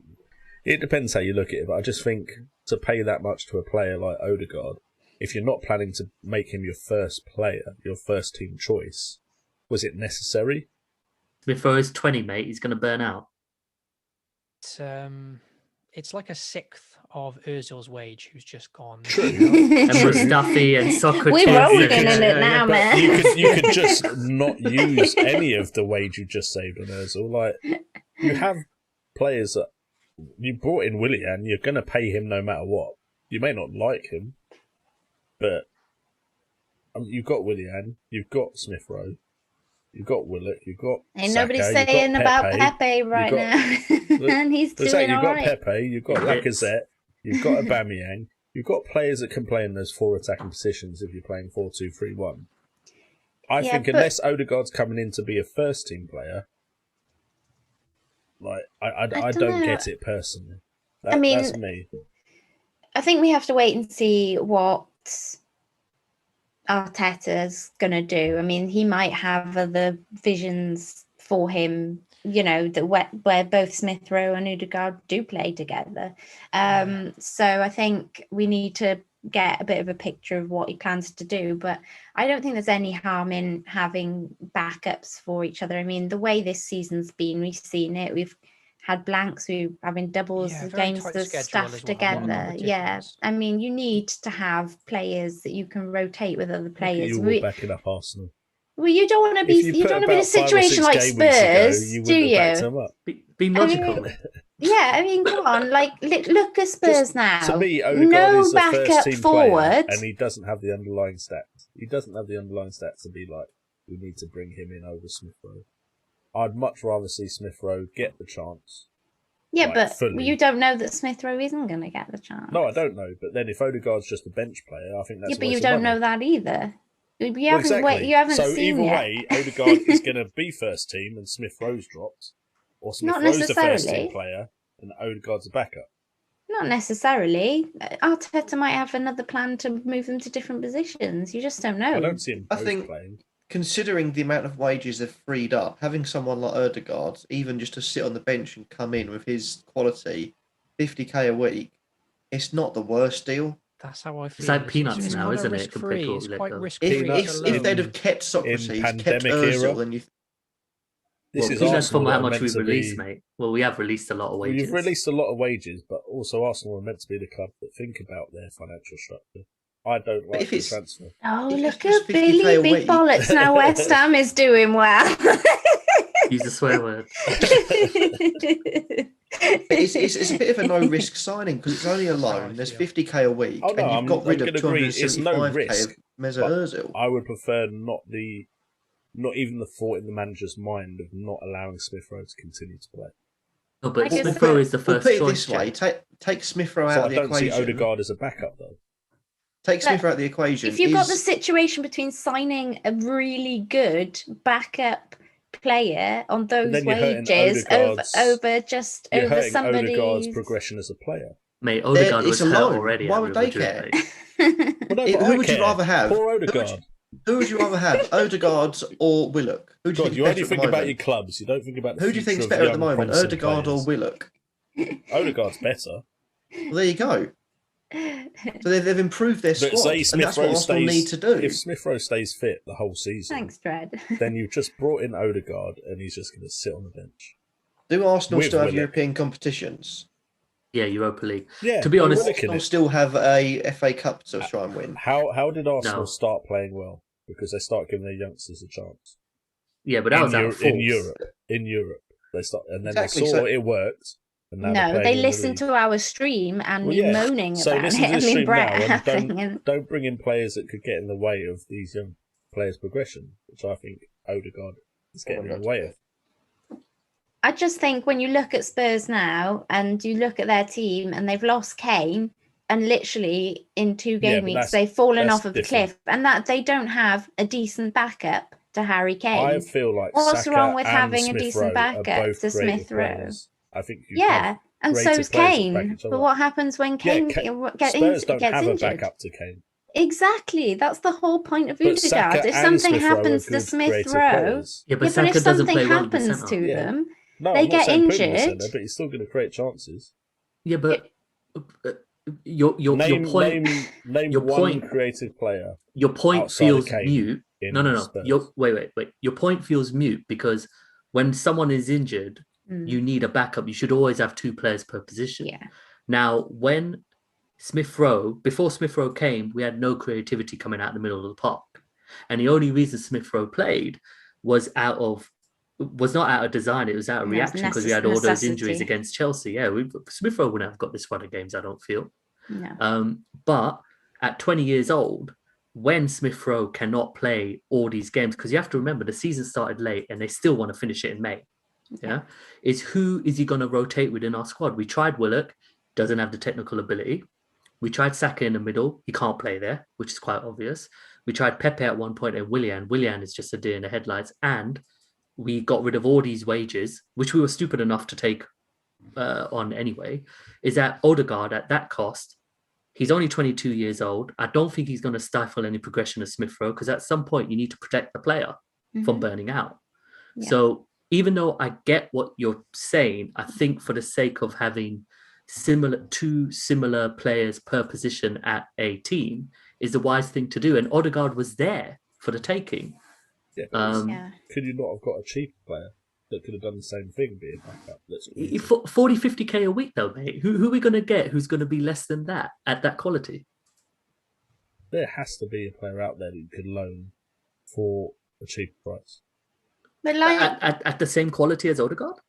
No, but if you're not going to play him, what's the point in having? No, that but we good are going to. quality? No, but we will play him he to will get protect Smith played. Rowe. Yeah, and that is the thing. Smith Rowe and Saka have both had minor injuries in the last couple of weeks. We've seen it. Through They burnout, haven't I played. think.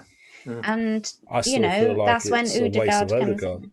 But of course, as an Arsenal fan, yeah, it's great to have that backup. I just don't like Odegaard as a backup option. Well, okay. Yeah, pretty let's much just put take in the same heat. situation he's at Real Madrid. He's a backup option at Real Madrid. Yeah, And but it's a Jay, backup option for you. you're forgetting one major point here. He's come to Arsenal, which means he's going to be rubbish now anyway, and it won't matter. So we're having this discussion. Basically, to crown off, the final point of Jay's argument is he's just making all these points, and he's just like, it doesn't even matter anyway, because Odegaard, how many goals has he got in the Premier League? 0. How many goals has Lingard got in the Premier League? Another lone creative midfielder? 2. To be fair, West he Ham doesn't got the have better that deal. many goals in La Liga. Exactly. He's got. And how 4. much is Lingard getting paid? He's got Jesse 4. Lingard over Martin Odegaard. Yeah, you could have got Lingard. Another exciting young talent. You could have got Lingard. He's only 28. Exciting young talent. Re-sign Theo Lingard's Walcott. used to sitting on a bench at a big club. You could have got Lingard. I think I may have quit being an Arsenal fan if we'd signed Jesse Smith Rowe Lingard. will be Go doing to dabs bed next now. We've week. been arguing about Odegaard How for the dare past you. half Christ, an hour. Brett. Don't talk about that. How many goals has Lingard scored and how many goals has Odegaard scored in the Premier League? How dare you? That doesn't matter. It How doesn't matter. dare you? We made the better deal, West Ham. West Ham for the win. He's all West Ham now. Look at him. Look at him. A couple of wins. Yeah, you He's wait. so We'll start happy. losing. I'll be like, no, I support FC. Yeah, he's like, yeah, I'm really good job with Odegaard, guys. No, I don't think we'll see it. I think Smith Rowe's going to keep the place. He's going to keep playing well. And Odegaard's just going to go back to Real Madrid. Well, then why are you worrying? It's I not did- worrying. It's not affecting you, is it? No, I just like arguing with Go on, Arsenal Ray. fans, to be Go on, fair. Ray.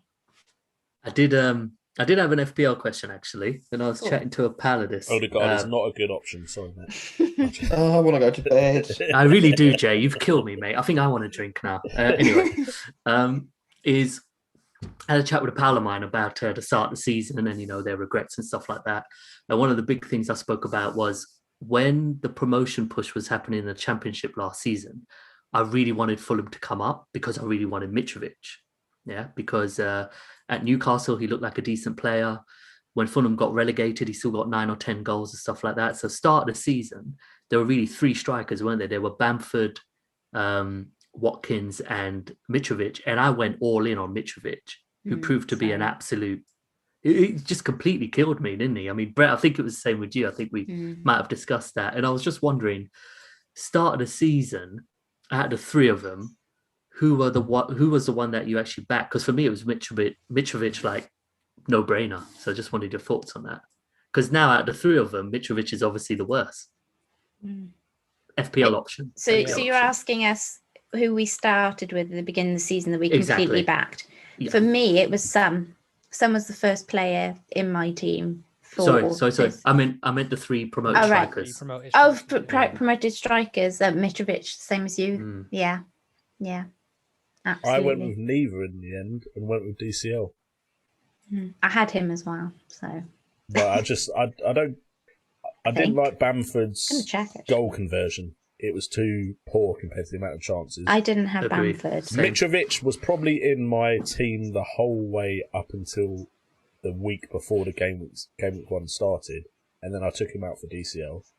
Okay. I ended up with none of them.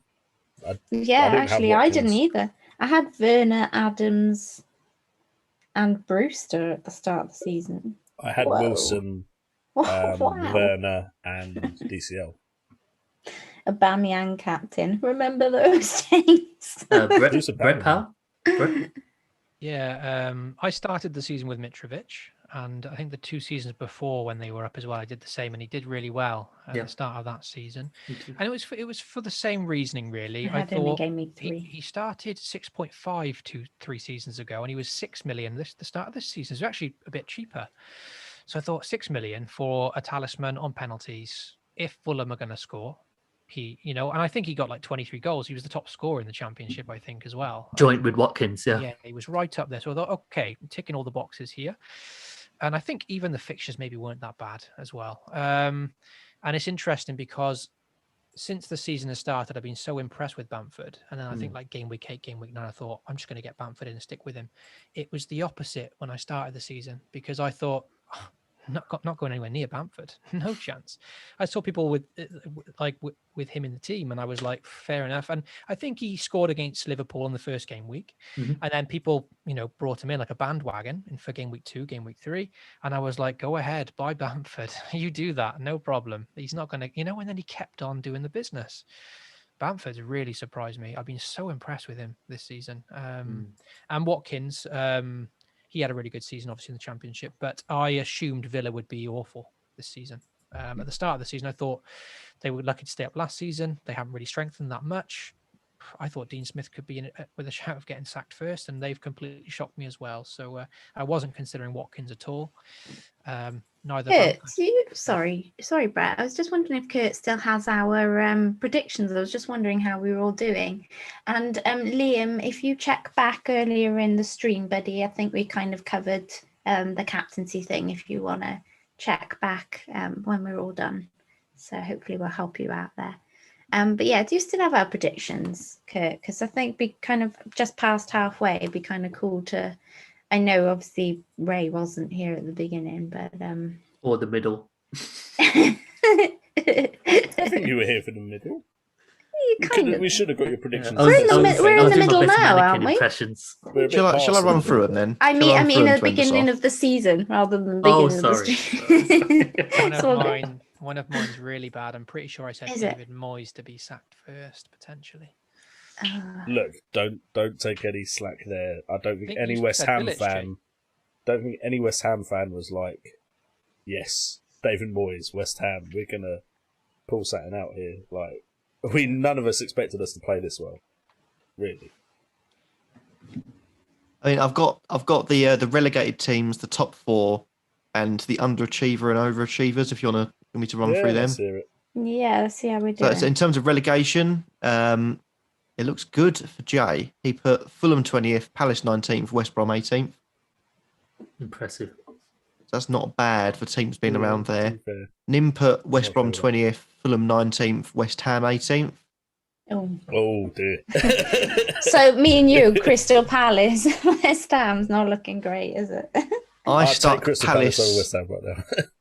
I stuck Palace bottom, West Brom 19th, Brighton 18th.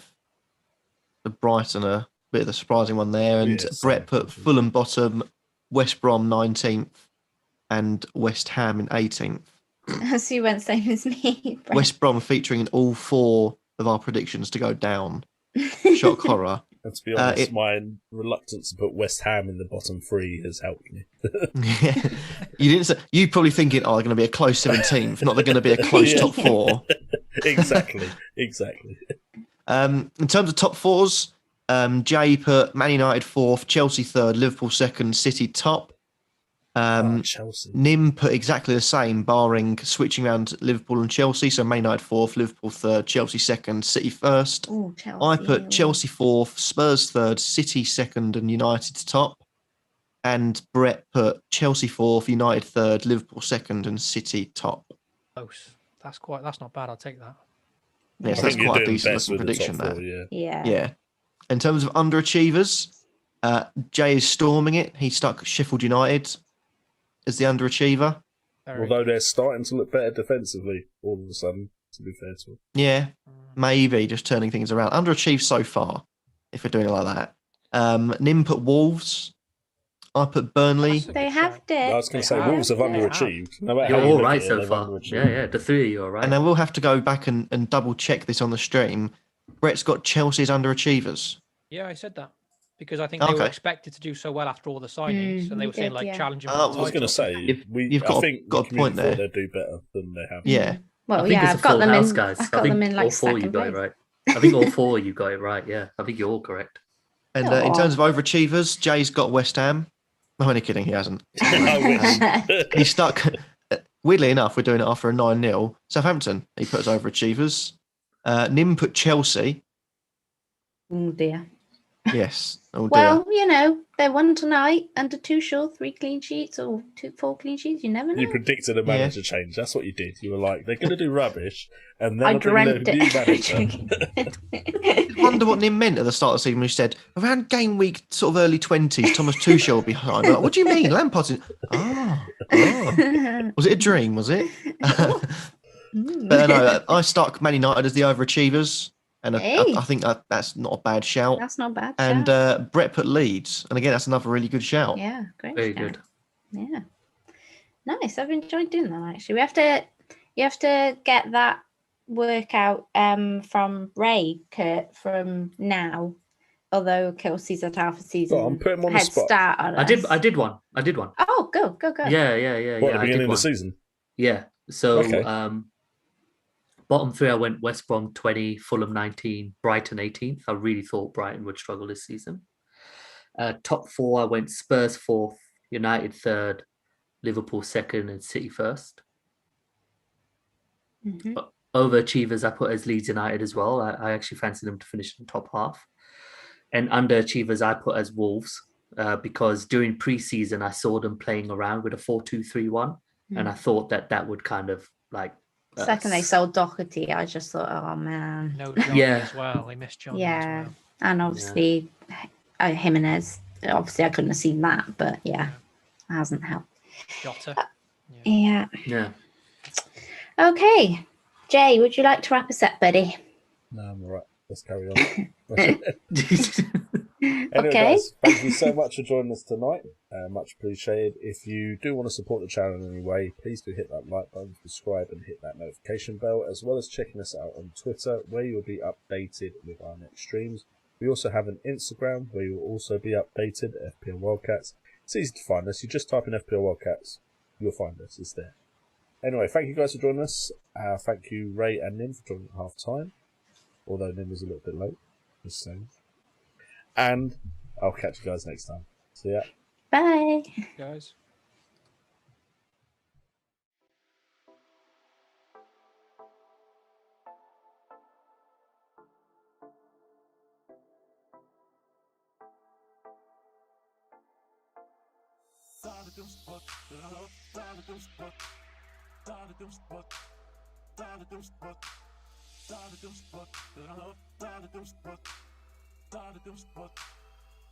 Spot.